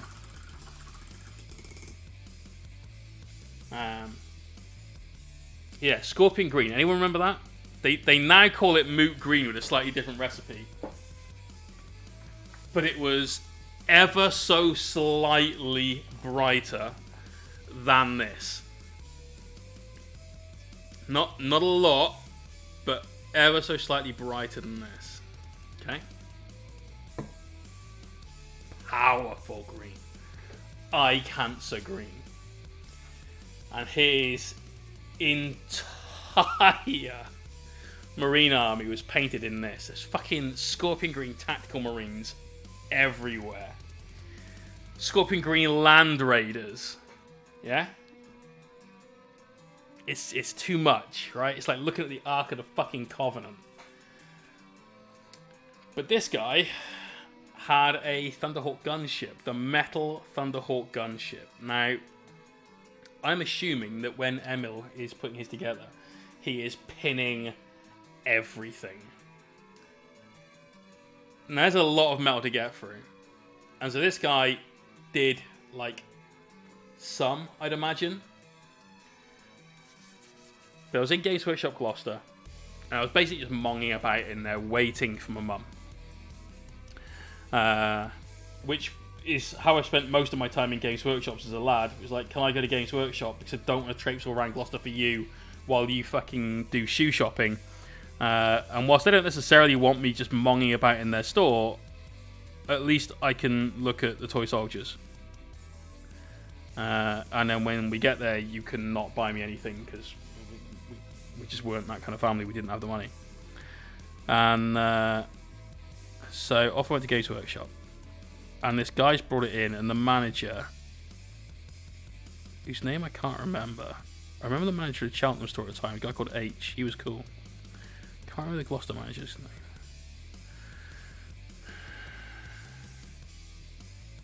No.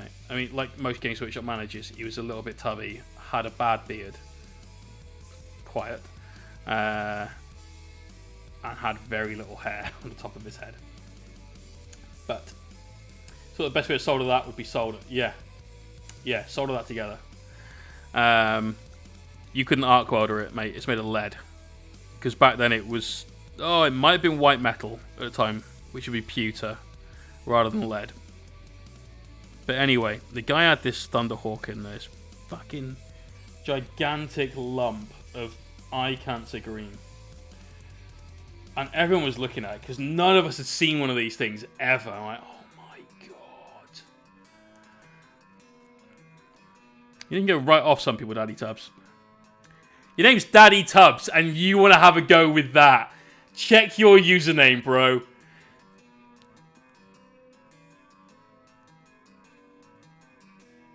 Fucking Tubbs McKen over there, you know. Anyway, the manager says, can we put it in the window?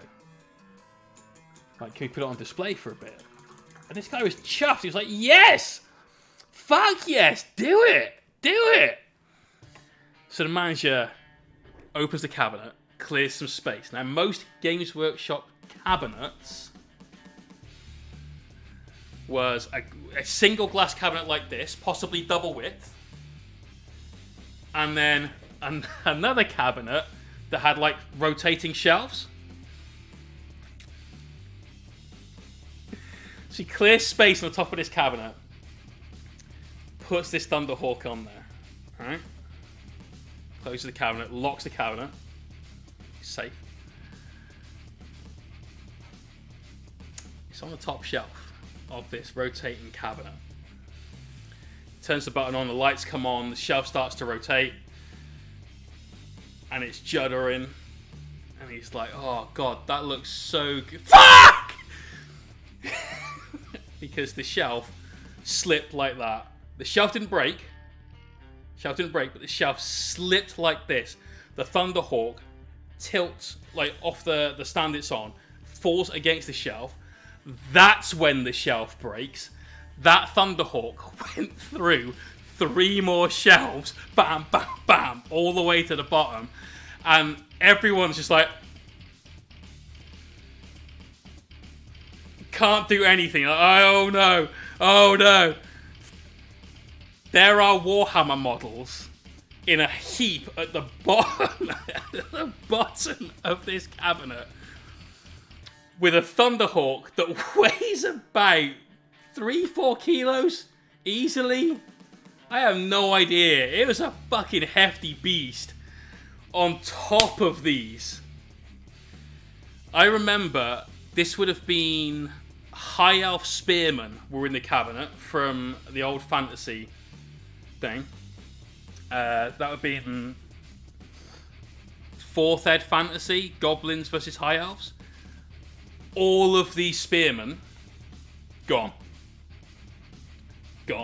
Some of them snapped at the waist. There was not a single fucking spear left.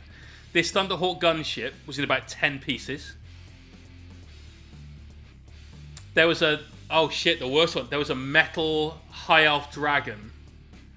The Phoenix Rider?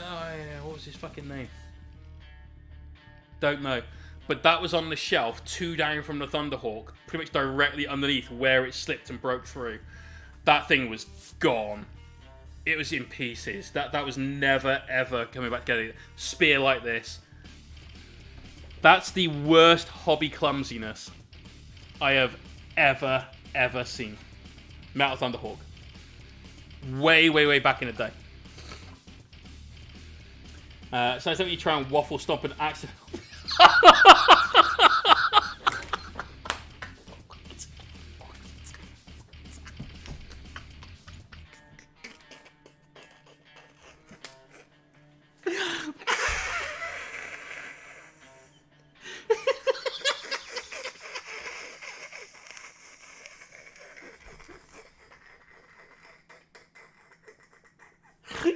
Why is it called a waffle stomp?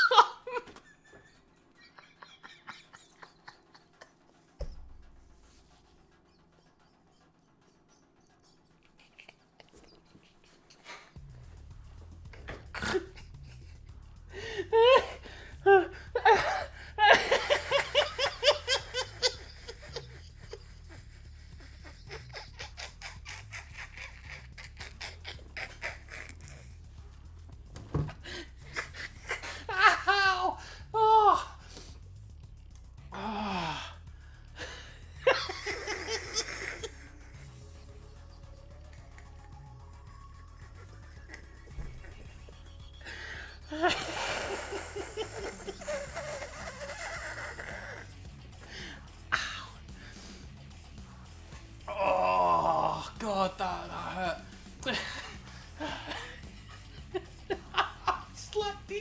I'm slightly more concerned about the accidental poo.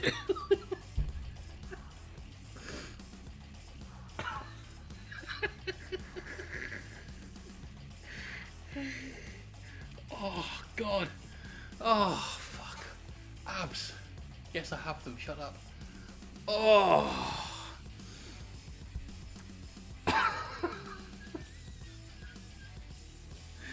Oh, what's the Urban Dictionary definition of a waffle stomp?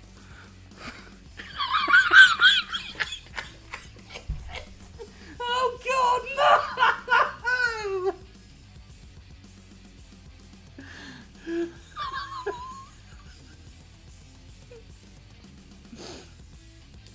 defecate in the shower and then proceed to try and stop it down the drain with your foot in a hurry to cover up the evidence she waffle stomped.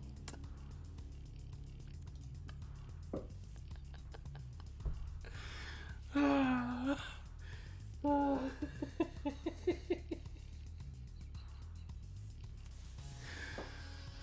Oh.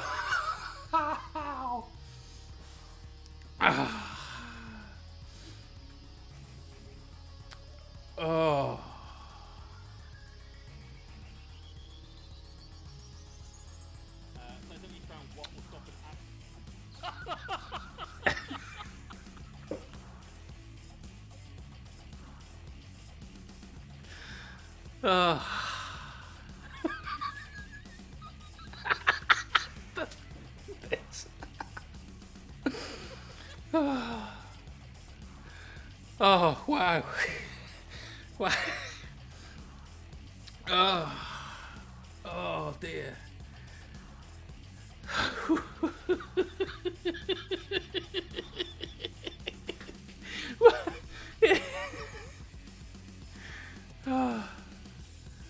Ow.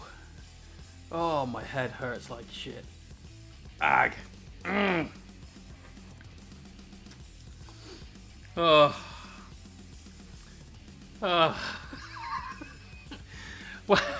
Wow.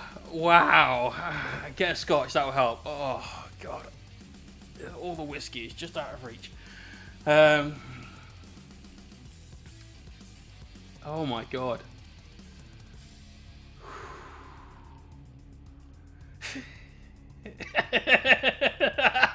Yes, that's right, to cry some more. You try explaining to your wife while you woke her up laughing. And about what? She will see the funny side of that. Oh, Jesus. Oh, God, the pain of laughing so hard. That... Oh. Ow.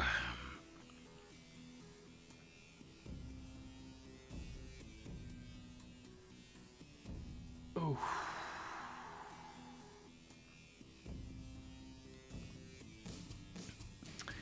Nick, how many times did you have to waffle stop something? No, something about your mate you don't want to know. Oh, God. Oh. Heard news, look at the prices. Oh, it's $699. It's 40,000 pence. Talk about mean pricing, right? But 40,000 pence. I think it was $6.99 US dollars. What happened in the shop?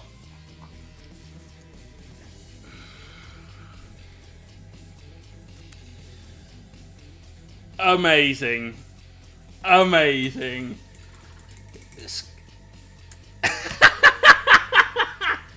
Oh, how old is a Waffle Stomper account? Let's please be like hours watched. None. Okay. Scrub Lord, you are a hero. An actual hero. Oh, man. Oh. Yeah. Clean between your toes is the important part of that, right? How loose is your bumhole gonna be to have an accidental poo? Like... Ooh, I just shut.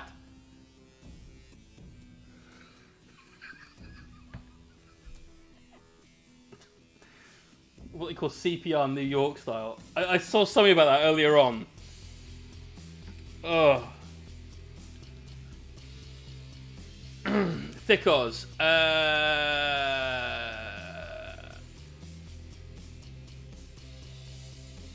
Dawn of War? The first one? How loose does one need to be in how actually exactly. Deathwing isn't bad. It's one of the hardest games ever. Oh god, that like normal mode on that is bend over time.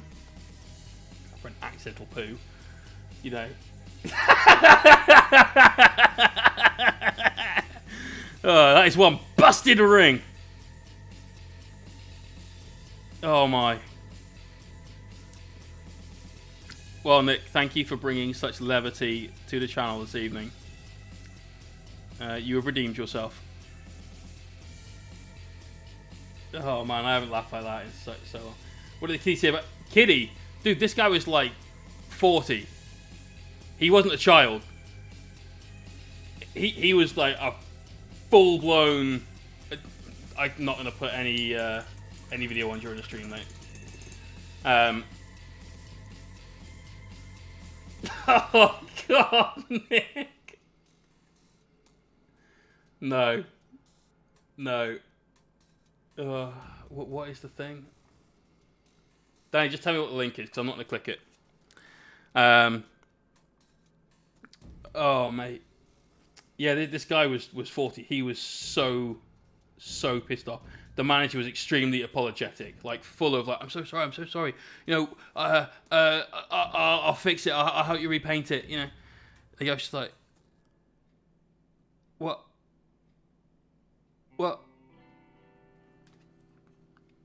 So yeah, it was hilarious for all of us that didn't have a dog in the fight, you know. But for the manager who then knew he would have to repaint a fuck ton of intro game models and stuff like that, he was not having a good day. He was not having a good day. Oi.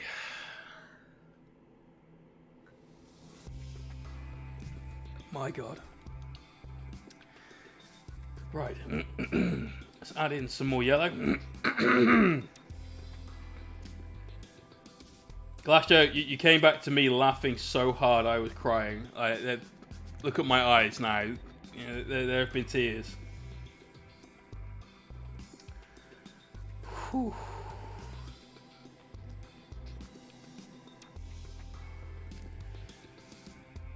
My God. Cheers, Jaeger. That's why we're not watching YouTube vids on stream. If it's on YouTube, it's somebody else's content. That's the end of. Right.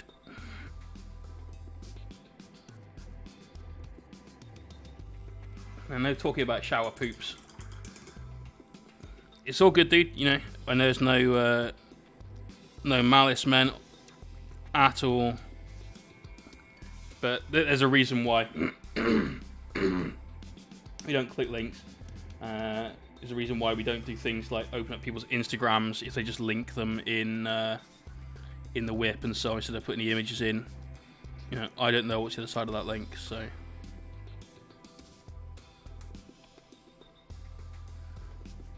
Oh man. Waffle stomping.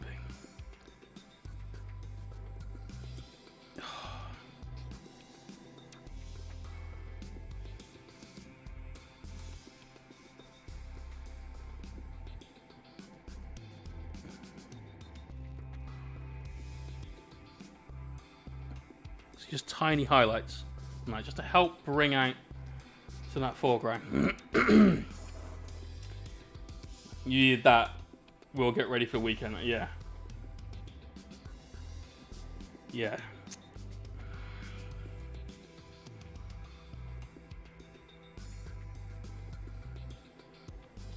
What time is it? We are... Okay. I have 20 minutes to finish this. That's it. 20 minutes, it's done. However far we've got, it's done. It's finished. Game over. So that on Tuesday night stream, we're painting orcs.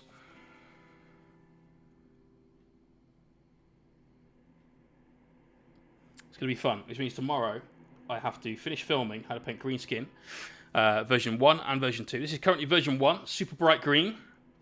Not quite as bright as a Thunderhawk flying through a cabinet. Where's the Chronothon again? Starts at Saturday morning, 10 a.m. And I will show you what we're painting. When Jay finds secret entire black somewhere in the kit, brilliant. Well done, Jaeger.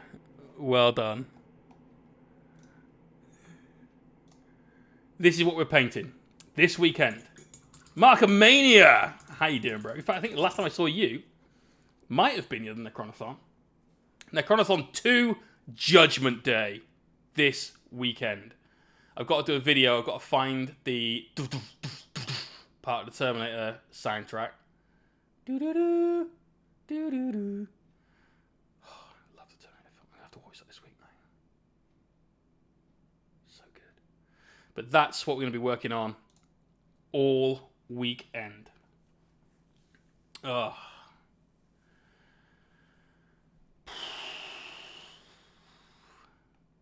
Love those flyers. How many points do we have after this lot is painted? Ooh.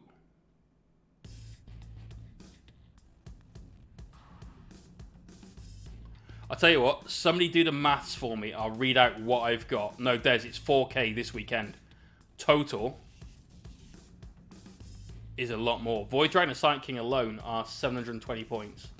So that's 4, 8, 35. So nearly 5K plus what we did in the first stream. So the first stream was 60 warriors. Someone write this down and get a points tally if you can. 60 warriors. Then 9 Scorpet destroyers. 3 plasma sites.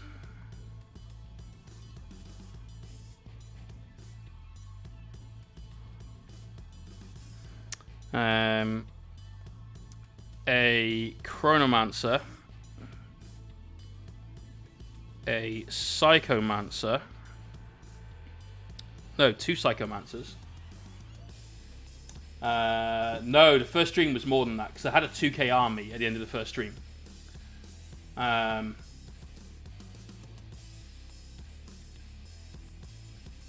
was mid-January. Oh, that's it, yes, you were in the birthday stream. I remember. Yeah. Hope things are going well for you, dude. Like, sincerely.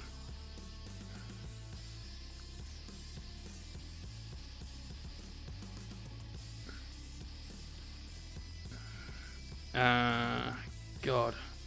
It was something... No, the first one was 2,500 points. It was 2,500, because I remember doing the promo picture for it. 110 minis, 2,500 points, 48 hours. That was it. 2.5K. So we were at nearly 5, so almost 7,500 points. Almost 7,500, mate. Just to cut to the headline. And then we'll have a lot of flayed ones coming in soon. Obviously, the pre-order goes up this weekend for the Kill Team box. So I'm going to order 2. Because I need 10 heavy intercessors for my Death Watch. And I'd like 20 flayed ones. Now, I appreciate you get 5 in the box. So obviously we've got a little bit more to do. So if anyone is looking to get rid of flayed ones, I'll take 2 lots of 5. I'm not too interested in a 3rd Chronomancer though. If anyone's looking to get rid of some, give us a fair price, and we'll probably take them. And don't think that that's half the value of the box, because it fucking ain't. Not even close.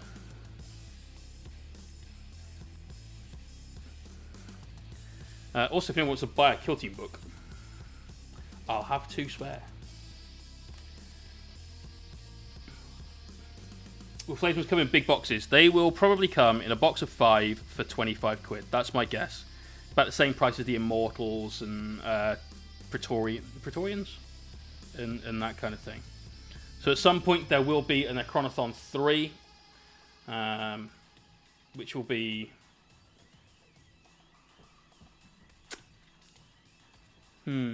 Dark Fate. I'm feeling Dark Fate. So... current GW Immortals are a bitch. Ask Nick all about those. He's just put together 25 of them for me. Them shoulders, man. Them shoulders. They are a pain in the proverbials to get to line up. They just don't want to. Just don't want to.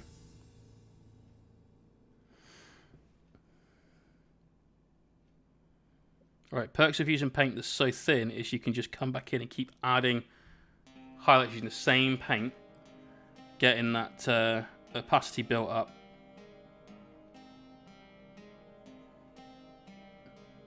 Yeah, 25. It's because I want to run Silver Tide.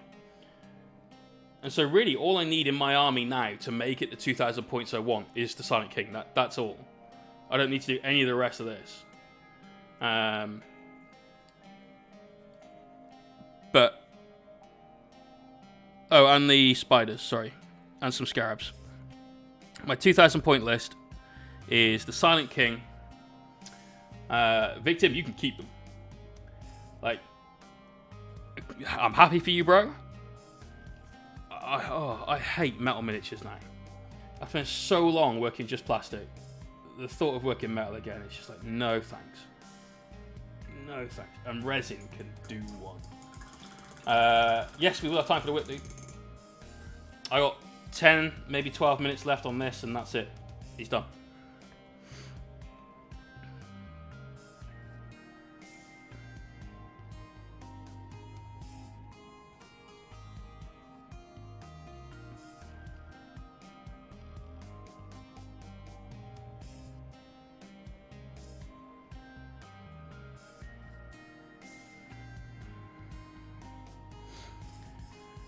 Oh, I'm going to paint Necrons again. I did 120 Warriors, so I'm done with Necrons forever.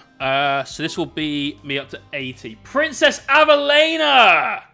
How are you? Let's get some love in the stream for the princess. It says LOJ and everyone. How's things? Things are great. How are you, darling?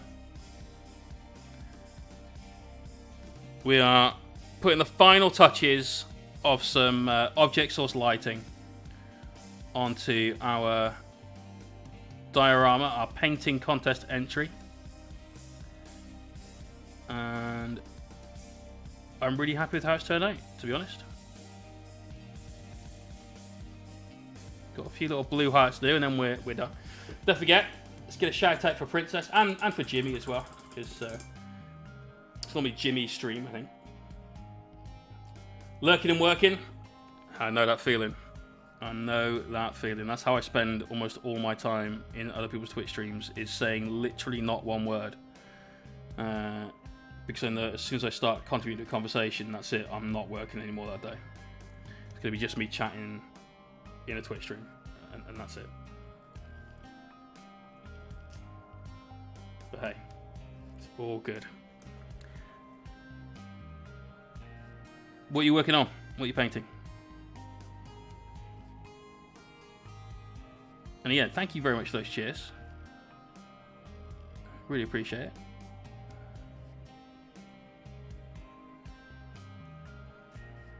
It's just tiny little highlights up in these lights to just help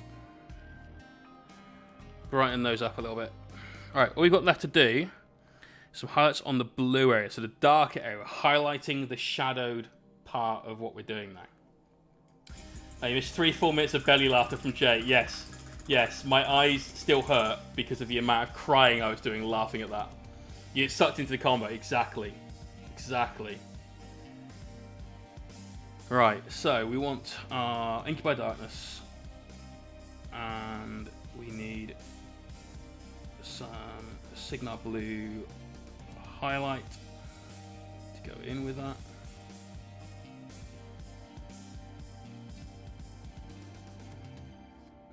Let's start off with that. Oh, I warn you. I warn you. That is a not safe for work subject that I'm laughing about. I can't even believe that's a thing.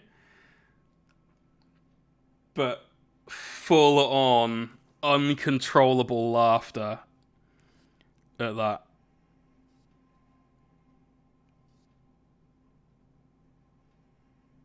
Oh, God. like I said earlier on, I can't remember what I last laughed at that hard.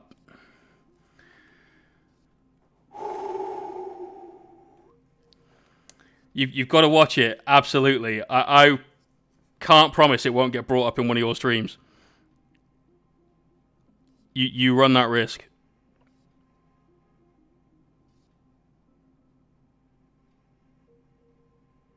Right, just hiding these little pick-ass coils. And then this little bit of the backdrop. Up here.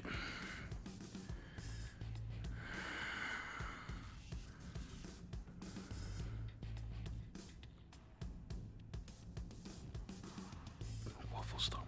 Waffle stomp. Fucking waffle stomp.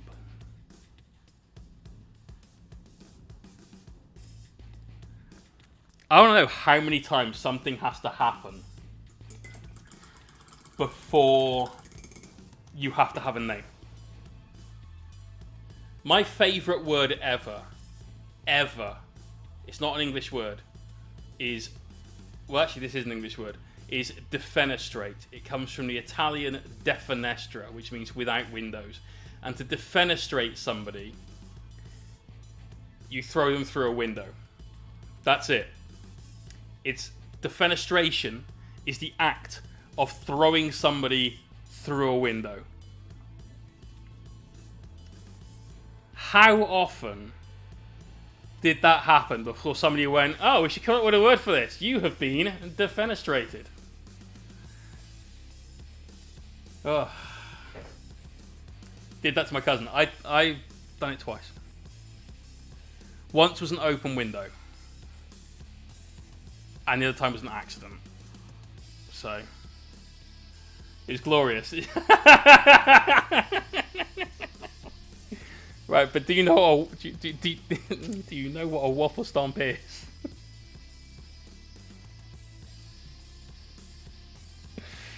Oh. Markomania, you've got the little jackpot there with Metal Zotes.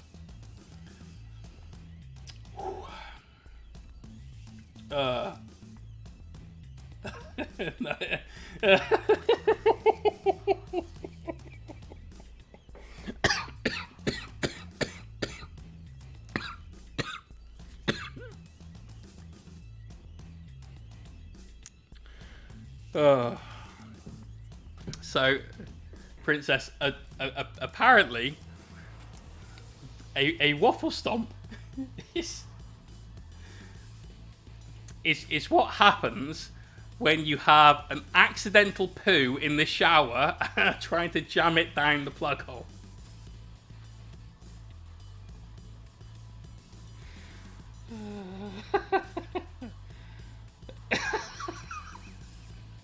just why does it have a name?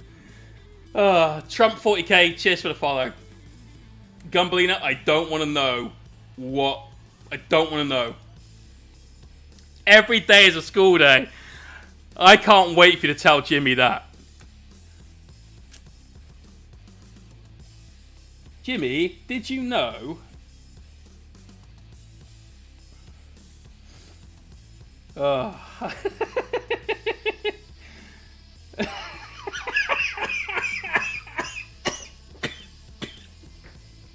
I'm done. I'm so done. Oh, I'm so done.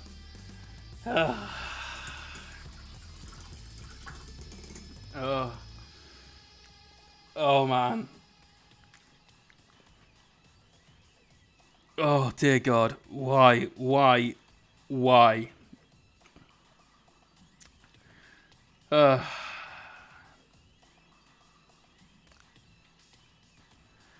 There we go. We're done.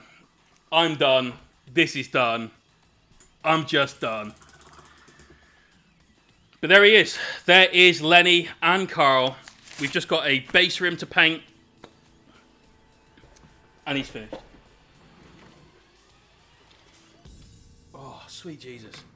Waffle stomping. Waffle stomping. He knows things and I don't even know where from. Apparently, the same place I get my information from. Strange people on the internet. Danny is a stream chatbot. Brilliant. Wolf101, cheers for the follow. And welcome to the madhouse.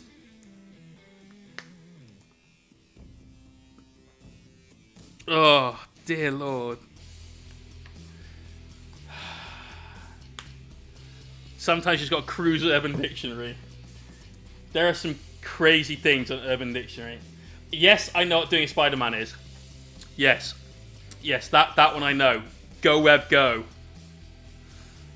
Spider-Manning.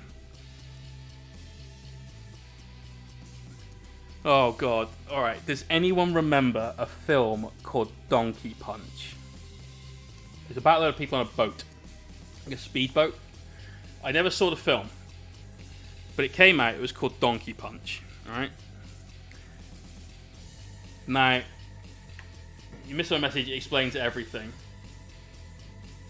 Do I want an explanation? Oh yeah. Yeah. No, I didn't. I did read it. So, it looked like a sort of Lost at Sea action movie kind of thing. And when I was working at the bank, so this is when I was in my early 20s, is when it came out. And there was a girl who used to work on the front desk, who would like direct customers to speak to an advisor and help them use the paying in machines and all that sort of shit.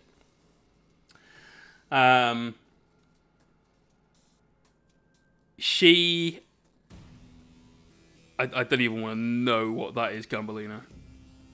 She said, "Oh yeah, it looks like fun." We were talking about the film, and me and my mate Tim were talking about it. It's like, why would you release a film called Donkey Punch? He's like, "I know, Ran, I know, but you know, whatever. It looks pretty shit, but I might watch it." And Grace pipes up, and Grace is 18, and she's like, "Oh, I want to see that." I'm like, do you know what a donkey punch is? She was like, "Well, I'm guessing it's when you punch a donkey." I don't really get it, to be honest. Oh no. And I looked at Tim, and he just went, "You're telling her." Like, I can't. He's like, "Tell me what?" Like, oh, I really, really can't. He's like, "You've got to tell her, mate. You've got to tell her." He's like, Tell me. I'm like, no. Okay, so it's when, and I explained what a donkey punch was. And this lass, who admittedly she was from Gloucester, the word innocent does not fucking apply. But this lass who definitely did not know what it was and had not had her horizons expanded, shall we say, was just like, right, to... Why would you do that?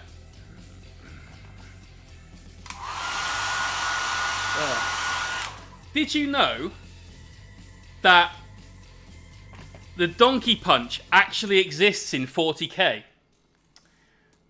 The Tau have a relic called the Onager Gauntlet. And it is a close combat weapon. And obviously you use the gauntlet and you punch. An onager is an old foreign name for a donkey. Actually, I think it was for like an ass, as in like, not bum, but, you know, an ass, like related to a horse, like a mule.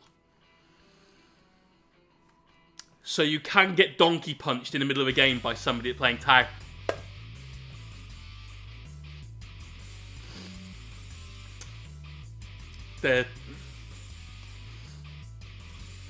Yeah. There you go. Onager means ass from Persian. There you are.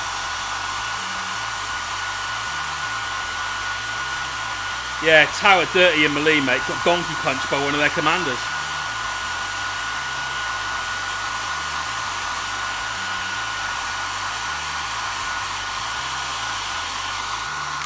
Yeah, I was doing final tournament until I got donkey punched on table 3. Right, anyway, moving on. Don't forget the Onager Dreamcrawler. Yeah, but that doesn't mean anything. Like that's just it's a mule basically at that point. It's not the Onager Gauntlet.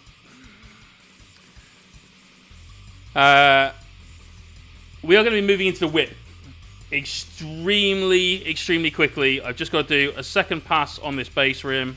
Lenny and Carl will be complete. All I've got to do then is take some photos and hope we can get all of Lenny's good sides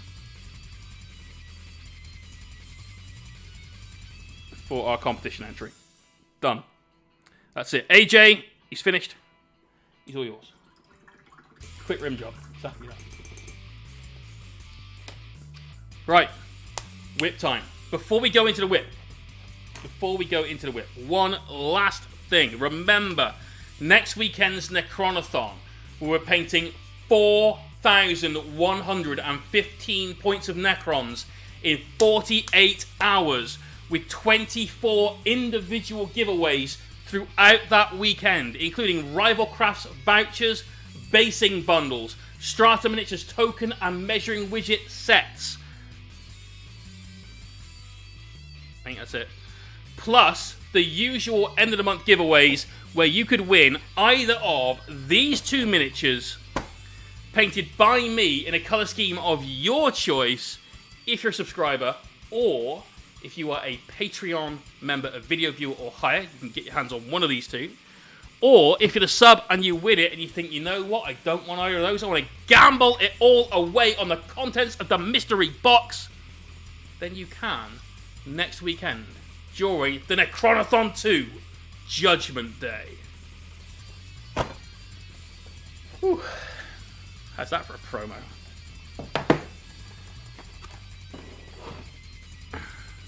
Let's whip it out. So, we have pre-stream. In the stream, Admiral Ants. Taking a little break from Death Guard models, spent about an hour trying to get a decent gradient, he says. And we got a Transformer. Fantastic. So good, thought you were coming off the top rope there, brother. You've got it. You've got it, man. Dwayne, eat your heart out. Get off my stage. I got this shit. Soundwave. It is Soundwave. He was my favourite. I always wanted... You could get a Soundwave, I'm pretty sure, that was a Walkman. I always wanted that. Never got it. I had one of the little tiny cassette robots from the normal size Soundwave. I had one of those, but I never had Soundwave himself. He was always one of my favourite Transformers. Decepticons were always the coolest. Love him, dude. Absolutely love him. It's not a bad gradient, to be honest. I'd probably... It's a little desaturated. And so I'd probably try and up the saturation by introducing more like colour and less value. So more hue, less value. Because your lighter colour at the top looks very washed out and pale. So, just finished painting my first miniatures. Where on this going to post it? No, in work in progress. So, exclamation point whip. Grab the link. Go to the work in progress channel and post up to 3 pics. 3 or less. But good job, mates. Nice, smooth gradient. Have some fun with him. Rutang. Here we go. Current state. Wash with strong tone from the Iron Painter. Best brown wash ever. It certainly is, bro. Here he is. Let's get the full view on Robert G. Nice. Really, really nice. He's a very, very detailed model. You got plenty left to do, though, bro. It's not a quick piece, this. It's really, really not a quick piece. Soundwave Superior Constructicrons. Wait, what? Construct. I don't get it. Looking good, though, man. Looking real good. Keep it up. It's a lengthy commission. I've done 3 of these now. 1 for myself. It just takes time. Ariel Ventry. How you doing, man? Here's the Bojo. Let us play toys soon. I'll fucking drink to that. Let's get some Warhams on. I've already told my missus. I've seen her every weekend since we started dating. Bar like the occasional one where I've had other things I've had to do, like stream stuff. And like, just so you're aware, when we can start playing tournaments again,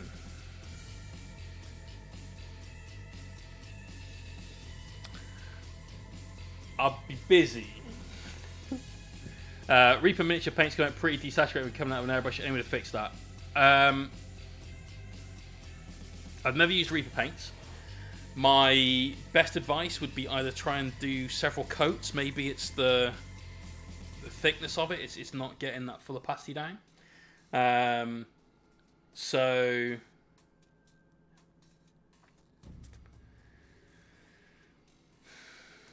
use different paints. I know the Reaper paints are really cheap though, so I understand why a lot of people do use them, and they're meant to be decent. So either give it several coats, or you could find maybe some inks and add that to the paint, so the paint is like carrying a little bit. The ink is just like pushing it over the top. Wolf, I'm dyslexic as they come, bro. So don't worry. So line sound waves. Oh, right. Got you. When you say the original film, are we talking like the cartoon from like the 80s? Long time game, this is Snarfane. Long time game but new to painting, making progress on my Nighthorn. Still fairly basic, but I'm happy just making headway on not having Grey Tide. Grey Tide! Slater Grey. Do it. Looking good. Yeah, using a lot of that contrast stuff, the Hex Wraith, I want to say. Keep them up, dude. What do you think of the bases? Bases really make a massive difference on a Mini. So, said that in the back of Astro Train after Optimus Prime whipped Megatron's ass and kicked them off of Earth. Nice! Wu-Tang knows his shit.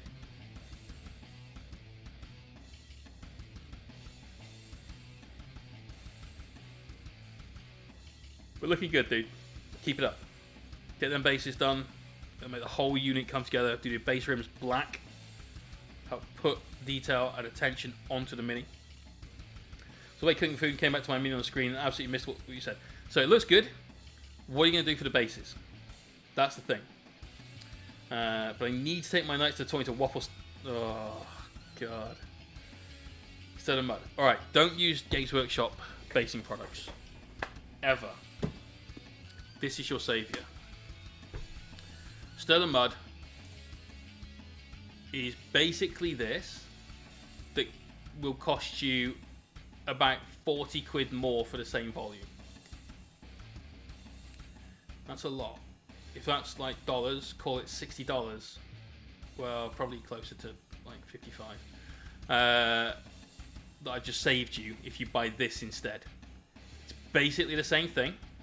You can buy it in 200ml pots. It's on Amazon Prime for most places, I'm pretty sure. And as you can see, it's kind of the same.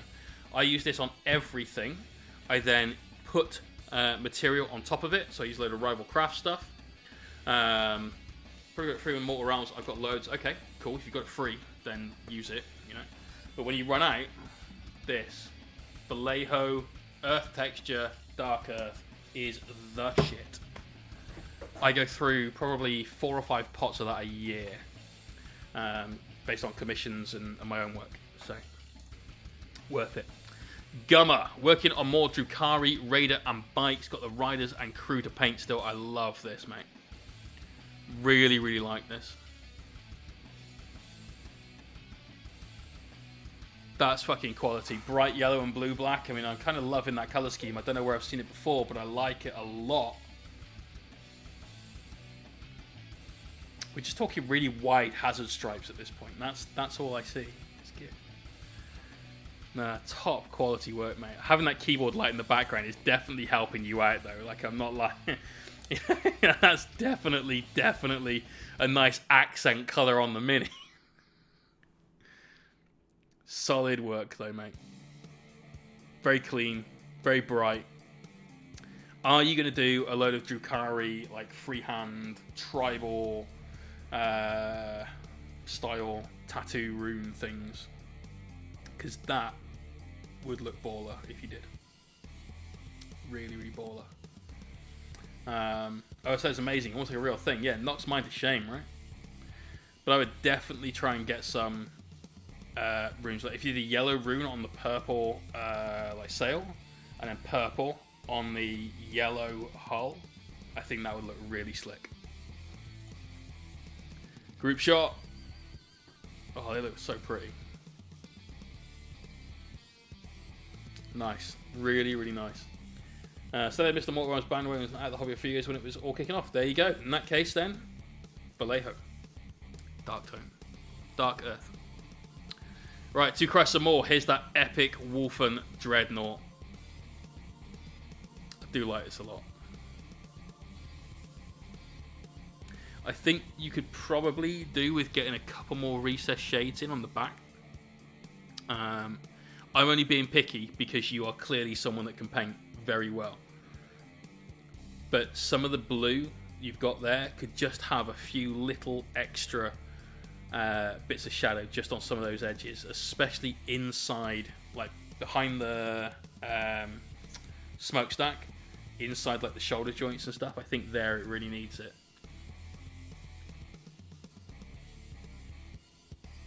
Top-notch work though. Did we get any battle damage on it? Fucking look at that yellow and black. That's baller. Love that.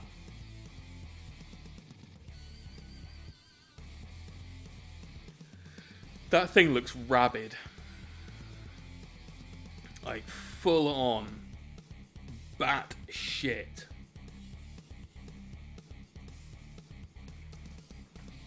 Yeah, this one you want to do some weathering. I remembered as soon as you started talking about it.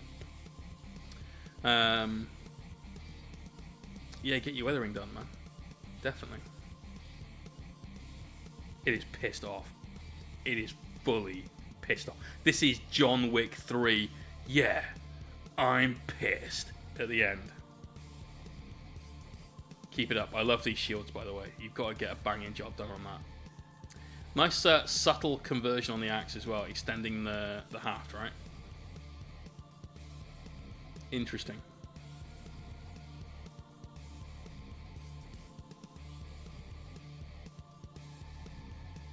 Yeah, top notch, mate.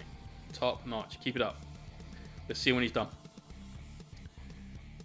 Niveus, when you paint the body before the power sword. Now, this was up on Patreon on Friday. Lesson on how to paint power swords. We used the Honor Guard, Blade Guard Vet, sorry, not Honor Guard. Didn't need to mask it. You can just aim carefully, be precise. There's no issue. Don't always need to mask, but I can love that sword though. It's a good sword. Use its glove instead of tape. Yeah, just use your hand, get it in the way. Literally put the sword up between your fingers like this, and just paint the sword.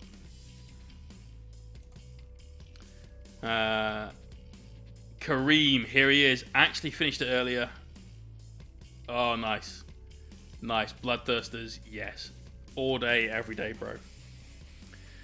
Why are they so shit on the table? The other thing you can do, Sergeant Rolf, I do this a lot, it's just cling film. Because it's super easy to use, right? Just, if it's a sword that's metal, then you can just sort of stretch it over the top and just like pop. Otherwise, just make a very, very small cut and just sort of thread it through, and then wrap the cling film around the model, and it's a lot less faff than tape. Also, there's almost no chance whatsoever of that cling film pulling any paint off the miniature. You have to be the unluckiest person ever for that to happen. So just having the non-stick version sometimes could be a good thing. Good work, Kareem. I'm liking it, dude. I do love Bloodthirsters. They're just so pants. You can get one of them, right? With the well, you can probably get the Exalted Demon thing. They've got one where you can take only 4 wounds a turn or something, a phase. I think all of the Khorne Greater Demons degrading profile should be an ascending profile. 8 wounds a phase, that's it. So every time you do damage to it, it gains attacks, it gains strength. It loses movement, perhaps. I think that would be solid. But top work, dude. And what have we got here? Holy shit, it's Battlefleet Gothic. Good God. We were talking about Battlefleet Gothic on the last stream. Yeah, for sure, mate. It needs to go like 4, 6, 8.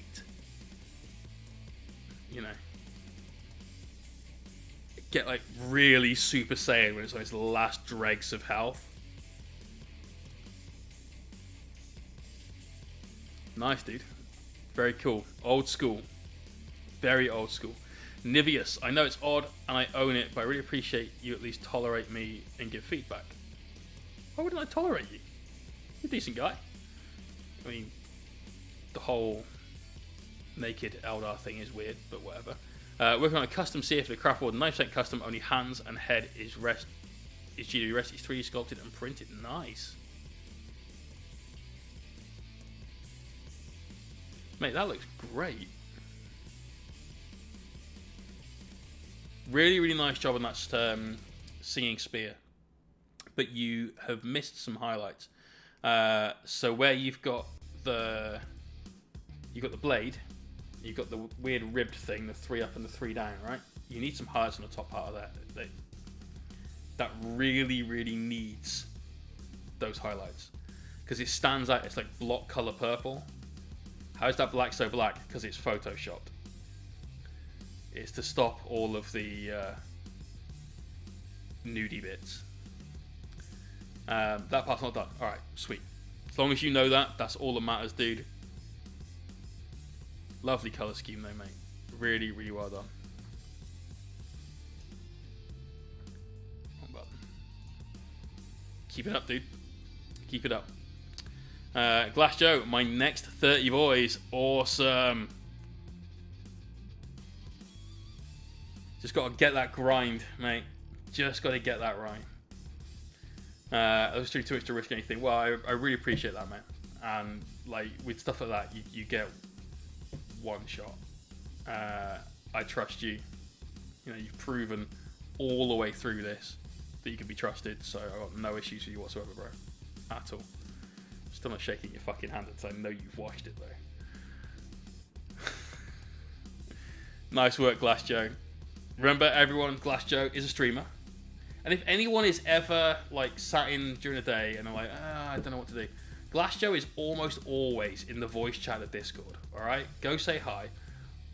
I don't. Not because I don't want to talk to him at all, but because the same reason I have to lurk in all the Twitch streams. This is my job. And the only way for me to succeed at this is to treat it like a day job, an office job, a kitchen job, whatever, and get my fucking head down and get on with it. So I can't go and chat, but if you guys want to go and chat to him, he's almost always in the voice chat. Right, Mitios. Just finished my first mini. Would love to hear your critique and have much to improve. Well, it's a long road, man. First mini, this is good. Honestly, this is good. You've done actual highlights. You've done actual shadows.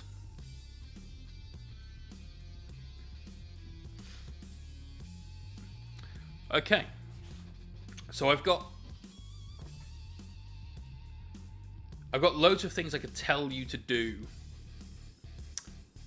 But the first thing is the most important thing, okay? First thing is the most important thing. This is a hobby I started when I was 8 years old. I've had a couple of breaks, but 30 years later, this has become my career. It's my job. I haven't lost any love for the hobby in any of that time. But I have lost the super excitement and the enthusiasm that a new person to the hobby has. When you see everything, you're like, oh my god, that's so good, I want it so much. All of those things, as you spend your time in the hobby, you kind of become a little bit distant, a little bit jaded perhaps, and nothing's ever quite like that again. So my number one thing to anyone that is new is enjoy it. I'm always really jealous of people getting into the hobby for the first time, because I remember what that feeling was like, and I'd love to have that again. You get to have that now. So lesson 1, enjoy it. It is a great, great thing, and you can go as far through it as you want. If you just paint 10 Space Marines a year, that's all you want to do, great. If you want to paint as a commission painter, if you want to paint as a streamer, if you just want to play the fucking game and have fun with your buddies, if you want to go and win the LVO and be the greatest tournament player in the world, and do all of this stuff, it's awesome. So remember rule 1, alright? Rule 2. Make sure the paint you are using is the appropriate consistency. People will just say, thin your paint. Well, how much? With what? You know, it's not good advice. It's correct, but it's not good advice. What you need to do is add a little water, just a little water, and clean water, not the gank that's in your brush cup. I mean, just get a little bottle of clean water or a separate cup for just adding water to your palette, and add that to your paint. And so when you are painting a brush stroke, you should have a nice smooth flow of paint from your brush to the miniature. There are a few parts here that you've got, the paint is a little bit thick, and we can see it, and you can see a few brush strokes, and that's fine. Alright? This is your first mini. I'll tell you what, mate, it knocks the shit out of my first mini. With one exception. Come on, get the head in the middle. There we go. My first mini had eyes a lot like this one, except I was painting a Blood Angel and the eye lenses were black, which meant it looked like, to use a really shit punchline from a very bad joke, he'd already been told twice. When do I know it's enough water? So here's the quick version of the lesson. Alright, so obviously we've got to move on. When you put your paintbrush into the paint on your palette, not in a pot, always use a palette. I use a cheap wet palette. You can look at videos on how to make a wet palette yourself. Or just use a piece of tile or something for that. When you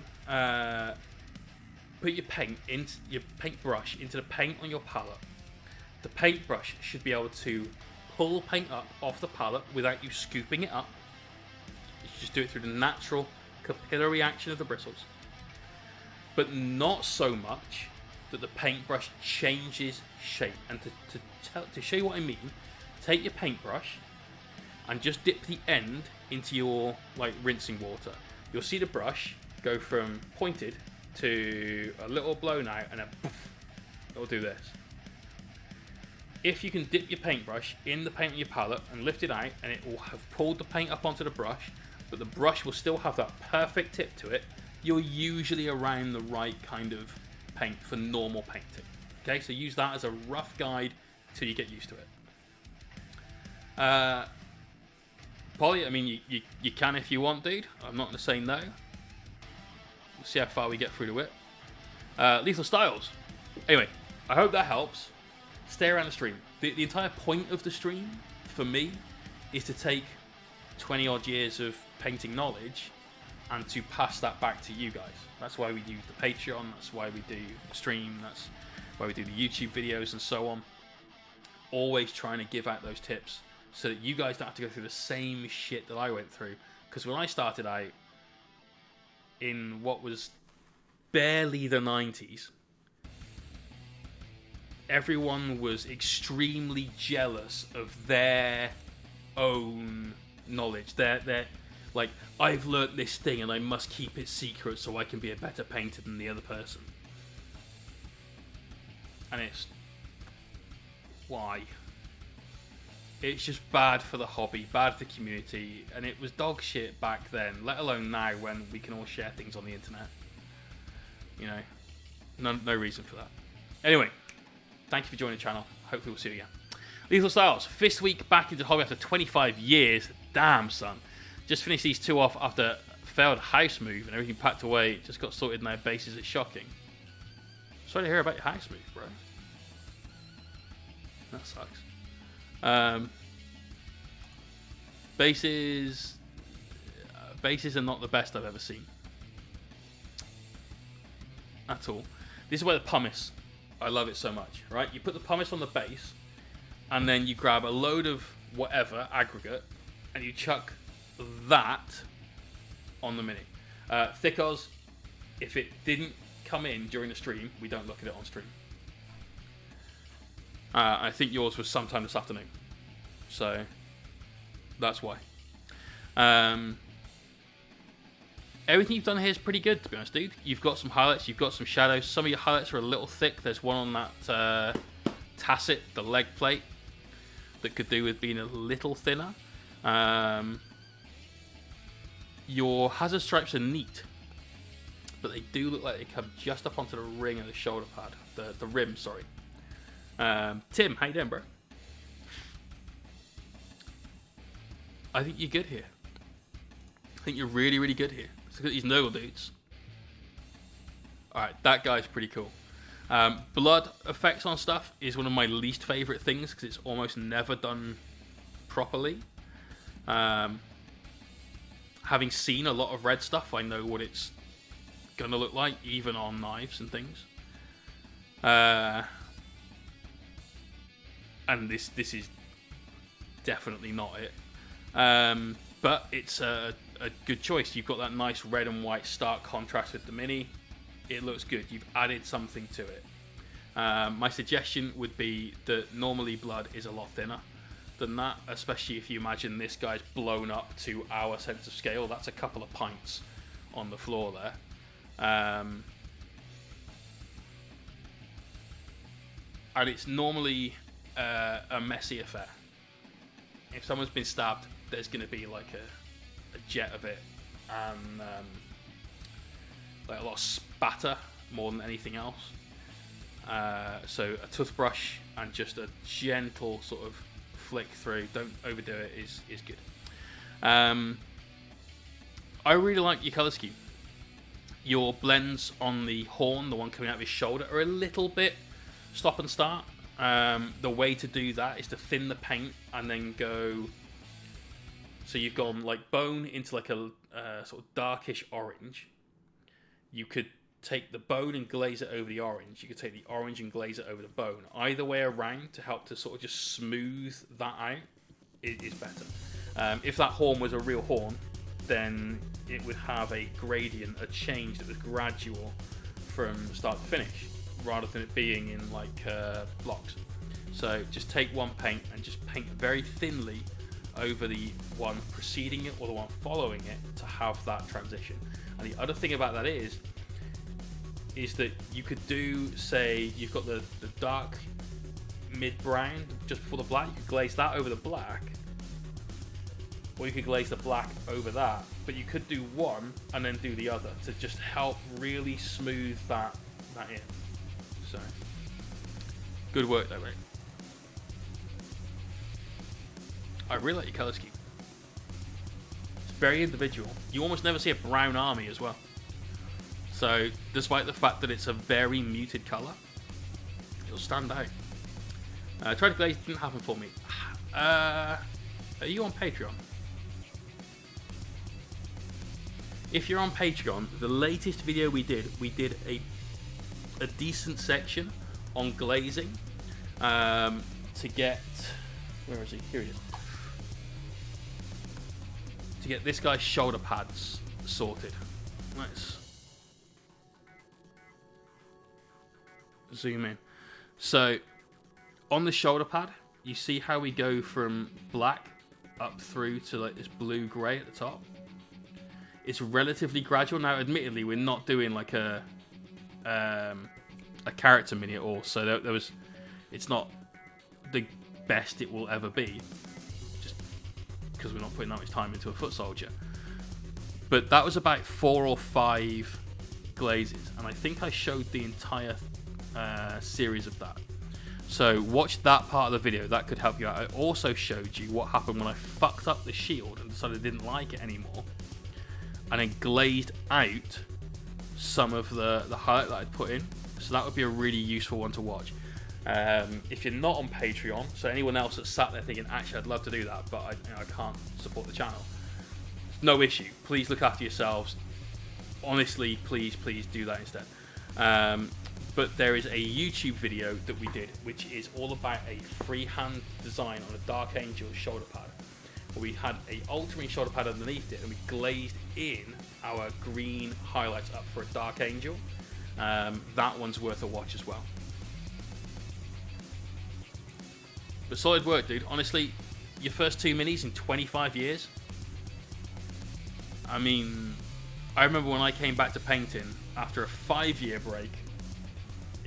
It was fucking awful. It was not good. It took me a while to even get happy with what I was doing, let alone like, yes, this looks good. Time to head to watch wrestling. Catch you on the next stream. Peace out, dude. Let's see, it's February, so that's no way out, I guess. Did more work on my fist, making them brighter. Just going to keep my glazes thin and started rebasing my crons, so I have 32 more bases. Not what you want to do about glow stick guns. Paint over them. Like in the fists, mate. Like in the fists. You do need to thin that paint just a touch more. Let's see. This guy here on the far end, that black is just a little lumpy in places, and that's just where you've got a little too thick. Elimination chamber. Okay, well, I guess that's kind of the same thing. No Way Out was always like, it was a big cage match or Hell in a Cell or something. So,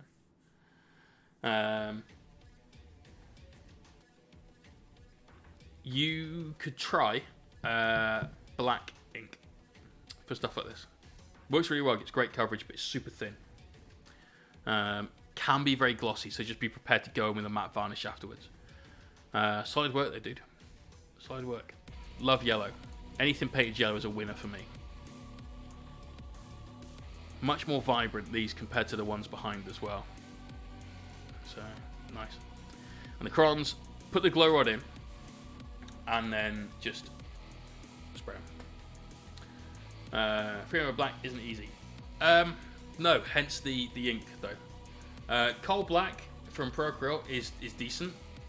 If I'm honest, I'd still use black ink. My main issue with Procreate's coal black and their titanium white is that they're not white ink or black ink. That's it, though. They're really, really good paints.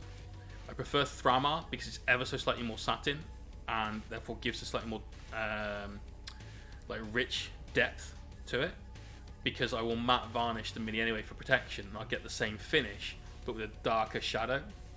I find the Procreate matte black to be ever so slightly grey and not true black. Yes, I thought I remember you saying about that. Yeah, Liquitex Coal. I use their carbon black. That's not it, that's why it's somewhere in here. That's it. Carbon black, yeah. And it's solid stuff. Master Mouse, I'm really sorry, bro. I hadn't actually seen it. So, thanks for letting me know. But yeah, put the rods in, spray everything, and just paint them. To be honest, that's what most of us used to do back in the day anyway, because they look shit.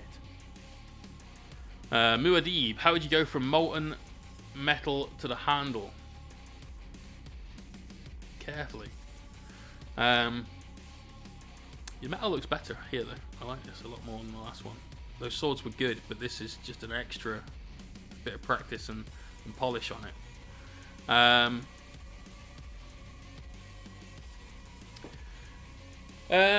I would probably do the handle black and not silver, and I might finish the molten effect a little bit earlier, so it your molten effect just looks like it's cooled off towards the handle. That carbon black was Liquitex, and Thicos, I have no real preference. I've been told that Liquitex white is better, but I'm most of the way through my second pot of Dalarani white, and it's really good stuff. So I can't see how much better it's going to be, you know.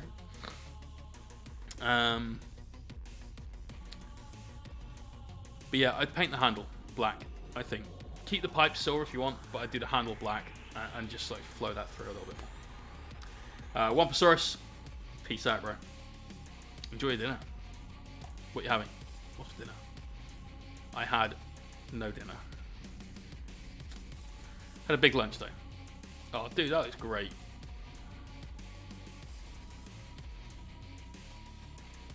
Need some more shading on that shield, like darken some of those areas down. But yeah, hammer looks solid, dude. Honestly, good work, really good. 2 sprues, peace out, bro. Nikos, right, here we go. This is Archaon. He's very grey. Is he meant to be that grey?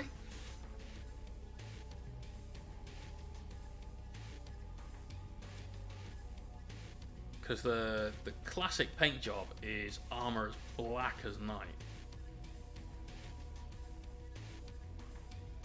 A black night with no moon and no stars and plenty of clouds. And underground.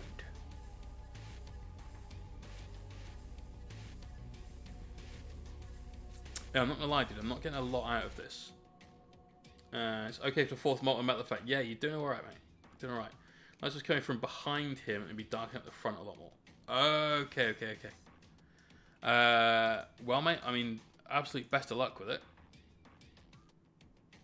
Things to consider would be how that cape is going to interact with the light if the light is coming from behind.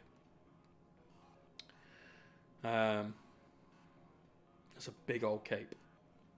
So think about the direction of light and how shadows would get in the way. Also think about how you've got some holes in the cape. And that could be an interesting thing to do as well. Good luck. Oh, god damn it, Gummer.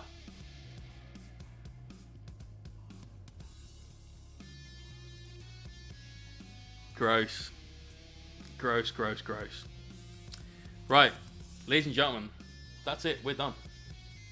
Not only are we done, so is our Len.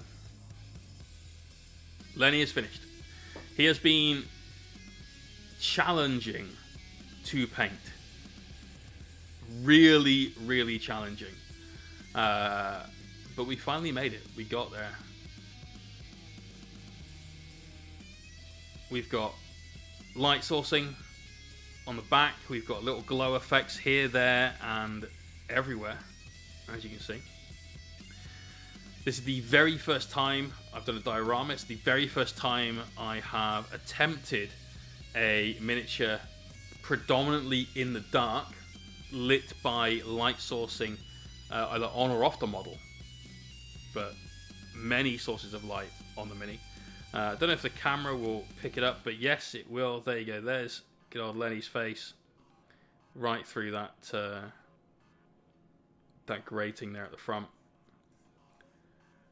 I just hope that we can get some really good shots of this guy for the Amsterdam Battle Brothers Busy Brush Brawl. It's going to be a fuck of a photo, I feel. But we'll see. We will see. Either way, thank you very much for joining me. We've done 9 streams on this guy. The next stream I'm on will be tomorrow night's Hellstorm Wargaming stream, where I'll be taking all of this lot and getting the basing done. And that's half of it. We've got that box there to do as well, which you can't see, and there's like 60 minis in there. It's mental. Then Tuesday night, by that point, we'll have finished our Orc skin workups, which is this week's YouTube video. Let's switch to YouTube.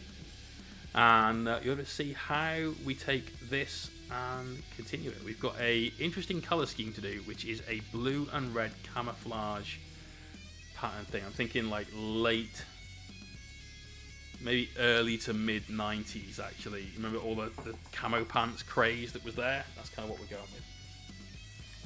Right, let's see who's still streaming. Pass the raid on, and I need sleep. Like, so bad. Oh, so tired I feel sick, actually. Let's see, Studio J7 is on, but not for long. Mad Love, we haven't raided in ages. Keyline Prime, we haven't raided in a while. I think Mad Love, we could do the captain. I totally didn't mean to say it like that. Because, no.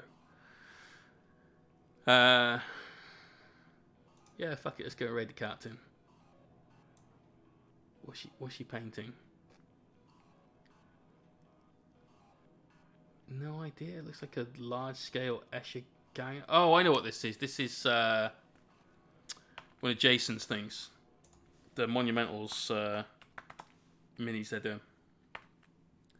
Cool. When we get there, I want some spam. I want some full-on spam of meeps and mystery boxes. Meeps and mystery boxes constantly going in the chat. All of it, all the time. I will see you guys either tomorrow on the Hellstorm stream or here Tuesday night. Peace out, everyone.